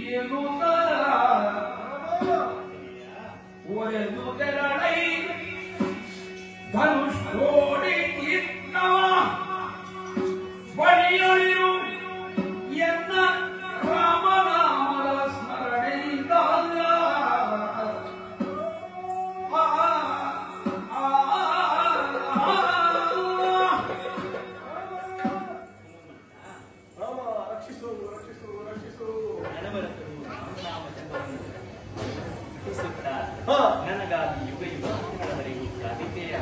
ಹೌದು ಪ್ರಭು. ನೋಡು, ನಿನ್ನ ಮುಂದೆ ನಾನೀಗ ಶ್ರೀರಾಮನಾಗಿ ಸಂತೋಷವೇ? ಆಹಾ, ಇವೆಗಳಲ್ಲಿ ಕಾಯುತ್ತಿದ್ದೇನೆ ಪ್ರಭು. ರಾಮ, ನಿನ್ನ ದರ್ಶನಕ್ಕಾಗಿ ಕಾಯುತ್ತಾ ಕಾಯುತ್ತಾ ಕಾಯುತ್ತಾ ಈ ರೀತಿ ಬದುಕಲಾಗುತ್ತೀಯ ಪ್ರಭು. ಆಹಾ, ಧನ್ಯನಾದೆ ನಿನ್ನ ದರ್ಶನದಿಂದ. ನನಗೆ ಕೊಟ್ಟ ಮಾತನ್ನು ನೀನು ಉಳಿಸಿಕೊಂಡೆ. ರಾಮ, ನನ್ನದೊಂದು ಭಿನ್ನತವಿದೆ. ಈ ಕಾಲಕ್ಕೆ ನೀನು ರಾಮನಾಗಿ, ಈ ದ್ವಾಪರ ಯುಗದಲ್ಲಿ ನೀನು ಕೃಷ್ಣನಾಗಿದ್ದೀಯಂತೆ. ದೇವ, ರಾಮನಾಗಿ ನೀನು ದರ್ಶನವನ್ನು ಕೊಟ್ಟಿದ್ದೀಯ. ಆದರೆ ಈ ನಿನ್ನ ಭಕ್ತನಿಗೆ ಕೃಷ್ಣನಾಗಿ ಕಾಣುವಂತಹ ಯೋಗವೂ ಭಾಗ್ಯವು ಇದುವರೆಗೂ ಬರಲಿಲ್ಲ. ಒಮ್ಮೆ ದರ್ಶನವನ್ನು ಕೊಟ್ಟಿದ್ದೀಯ. ಈ ವಿಷಯವನ್ನು ಇಷ್ಟು ಸಂತೋಷದಿಂದ ಕೇಳುವ ಅವಶ್ಯಕತೆ ಇಲ್ಲ. ಇಗೋ ನಾನೀಗ ಕೃಷ್ಣನ ರೂಪವನ್ನು ತಾಳಿ ನಿಮ್ಮ ಮುಂದೆ ನಿಲ್ಲುತ್ತೇನೆ.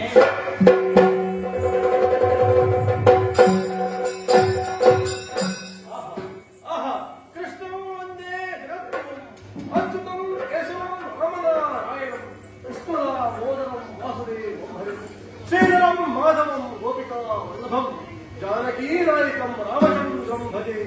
ರಾಮ ಬೇರೆಯಲ್ಲ, ಕೃಷ್ಣ ಬೇರೆಯಲ್ಲ. ರಾಮನಲ್ಲಿ ಯಾವುದೇ ಭೇದ ಭಾವಗಳಿಲ್ಲ ಅಂತ ತತ್ವವನ್ನು ನೀನು ಸಾರಿದ್ಯಾ. ಜಯ ಜಯ ಜಯ ಜಯ ಪ್ರಭು. ಇನ್ನು ಒಂದು ಭಿನ್ನಪವಿದೆ. ನೀನು ರಾಮರಾಗಿದ್ದಾಗ ನಮಗೆ ಸಕಲ ಸೇವೆಗಳನ್ನು ಮಾಡಲು ಅವಕಾಶವನ್ನು ನೀನು ಕೊಟ್ಟಿದ್ದೀಯ. ಆದರೆ ನೀನೀಗ ಕೃಷ್ಣನಾಗಿದ್ದೀಯ. ಕೃಷ್ಣನಾದ ಮೇಲೆ ನಿನ್ನ ಈ ಲೀಲೆಗಳನ್ನು ನನಗೆ ಸ್ವಲ್ಪ ವಿವರಿಸುತ್ತೀಯ. ಯಾಕೆ ಈ ರೀತಿಯಾದಂತಹ ಘಟನೆ ಆಯಿತು? ಕನಿಷ್ಠ ಪಕ್ಷ 4 ಮಂದಿ ನನ್ನ ಕೈಯಿಂದ ಸರಿಯಾಗಿ ಪೆಟ್ಟು ತಿದ್ದಿದ್ದಾರೆ. ಆದರೆ ಅದು ಯಾಕೆ ಅಂತ ಗೊತ್ತಾಗಲಿಲ್ಲ ಪ್ರಭು. ಸ್ವಲ್ಪ ವಿವರಿಸುತ್ತೀಯಾ? ಹನುಮ, ನಿನ್ನಿಂದ ಪೆಟ್ಟು ತಿಂದವರು ಬೇರಾರೂ ಅಲ್ಲ. ಅವರೆಲ್ಲರೂ ನಮ್ಮ ಕುಟುಂಬದವರೇ. ಓಹೋ, ಯದುವೀರರು. ಹೌದೇ? ಹೌದು. ಹಲವು ಕಳೆದುಕೊಂಡಂತವನು ನನ್ನ ಅಣ್ಣ ಬಲರಾಮ. ಹೌದೇ? ಇನ್ನು ಪಕ್ಷಿರಾಜನಾಗಿ ಬಂದವನು ನನ್ನ ವಾಹನನಾದಂತಹ ಗರುಡ. ಹೌದೇ? ಅವರೆಲ್ಲರಿಗೂ ಕೂಡ ಒಂದು ಅಹಂಕಾರವಿತ್ತು. ತಾನೇ ಶ್ರೇಷ್ಠ ಎಂಬಂತಹ ಒಂದು ಜಂಬ. ಅದನ್ನು ಮುರಿಯಲಿಗೋಸ್ಕರವಾಗಿ ನಿನ್ನನ್ನು ಇಲ್ಲಿಯವರೆಗೆ ಕರೆತರಬೇಕಾಯಿತು. ಇದರಲ್ಲಿ ನಿನ್ನ ಪಾತ್ರವನ್ನು ನೀನು ಪರಿಪೂರ್ಣವಾಗಿ ನಿರ್ವಹಿಸಿದ್ದೀಯಾ? ಹೌದೇ? ಹಾಗಾಗಿ ಬೇಡ. ತಪ್ಪಾಗಿಲ್ಲವಲ್ಲ? ಇಲ್ಲ ಇಲ್ಲ. ಆಗಲಿ ಆಗಲಿ. ನಿನ್ನ ಈ ಪೂರ್ಣ ಅವತಾರವನ್ನು ನಾನು ಕಂಡೆ. ಪೂರ್ಣವೇದಂ ಪೂರ್ಣ ಮುದಿಚ್ಯತೆ ಪೂರ್ಣಸ್ಯ ಪೂರ್ಣಮಾದಾಯ ಪೂರ್ಣಂ ದೇವ ಜಯ ಜಯ ಜಯ ಜಯ. ಕಾಪಾಡು ಕಾಪಾಡು. ನೀನು ನನ್ನನ್ನು ಸೇವೆಗೋಸ್ಕರ ಕಾಣ್ತಿದ್ದೆ. ನೀವೇ ಬರೆದೊರಬೇಕು ಪ್ರಭೋ, ನೀವೇ ಬರೆದರು. ನಾನು ನಿನಗೆ ಮೊದಲೇ ತಿಳಿಸಿದಂತೆಯೇ ಎಲ್ಲಿವರೆಗೆ ರಾಮನಾಮ ಪಠಣವಾಗುತ್ತದೆಯೋ, ರಾಮನ ಮಂತ್ರವನ್ನು ಪಠಿಸುತ್ತಿರುತ್ತಾರೆ, ಅಲ್ಲಿವರೆಗೆ ಈ ಜಗತ್ತಿನಲ್ಲಿ ಸತ್ಯ ಧರ್ಮ ಶಾಂತಿಗಳು ನಿರತವಾಗಿ ನೆಲೆಸುತ್ತಿರುತ್ತವೆ. ಈ ಪ್ರಸಂಗದಂತೆಯೇ ಯಾರ್ಯಾರು ತಮ್ಮ ದಾರಿಯನ್ನು ತಪ್ಪುತ್ತಾರೋ, ಅಧರ್ಮದ ಜಂಬದ ದಾರಿಯನ್ನು ಸಾಧಿಸುತ್ತಾರೋ, ಅವರೆಲ್ಲರಿಗೂ ಕೂಡ ರಾಮನಾಮ ಪಠಣದ ಸಂದೇಶವನ್ನು ನಿನ್ನ ಮೂಲಕ ನಾನು ಕೊಡುತ್ತಲೇ ಇರುತ್ತೇನೆ. ಇನ್ನು ನೀನು ರಾಮೇಶ್ವರಕ್ಕೆ ಹೋಗಿ ತೆರಳು. ಅಲ್ಲಿ ಹೋಗಿ ನಿಂತ ಬಳಿಕ ನಾನು ನಿನಗೆ ಅನೇಕವಾದಂತಹ ಅವಕಾಶಗಳನ್ನು ನೀಡುತ್ತೇನೆ. ಹೋಗಿ ಬಾ, ನಿನಗೆ ಶುಭವಾಗಲಿ.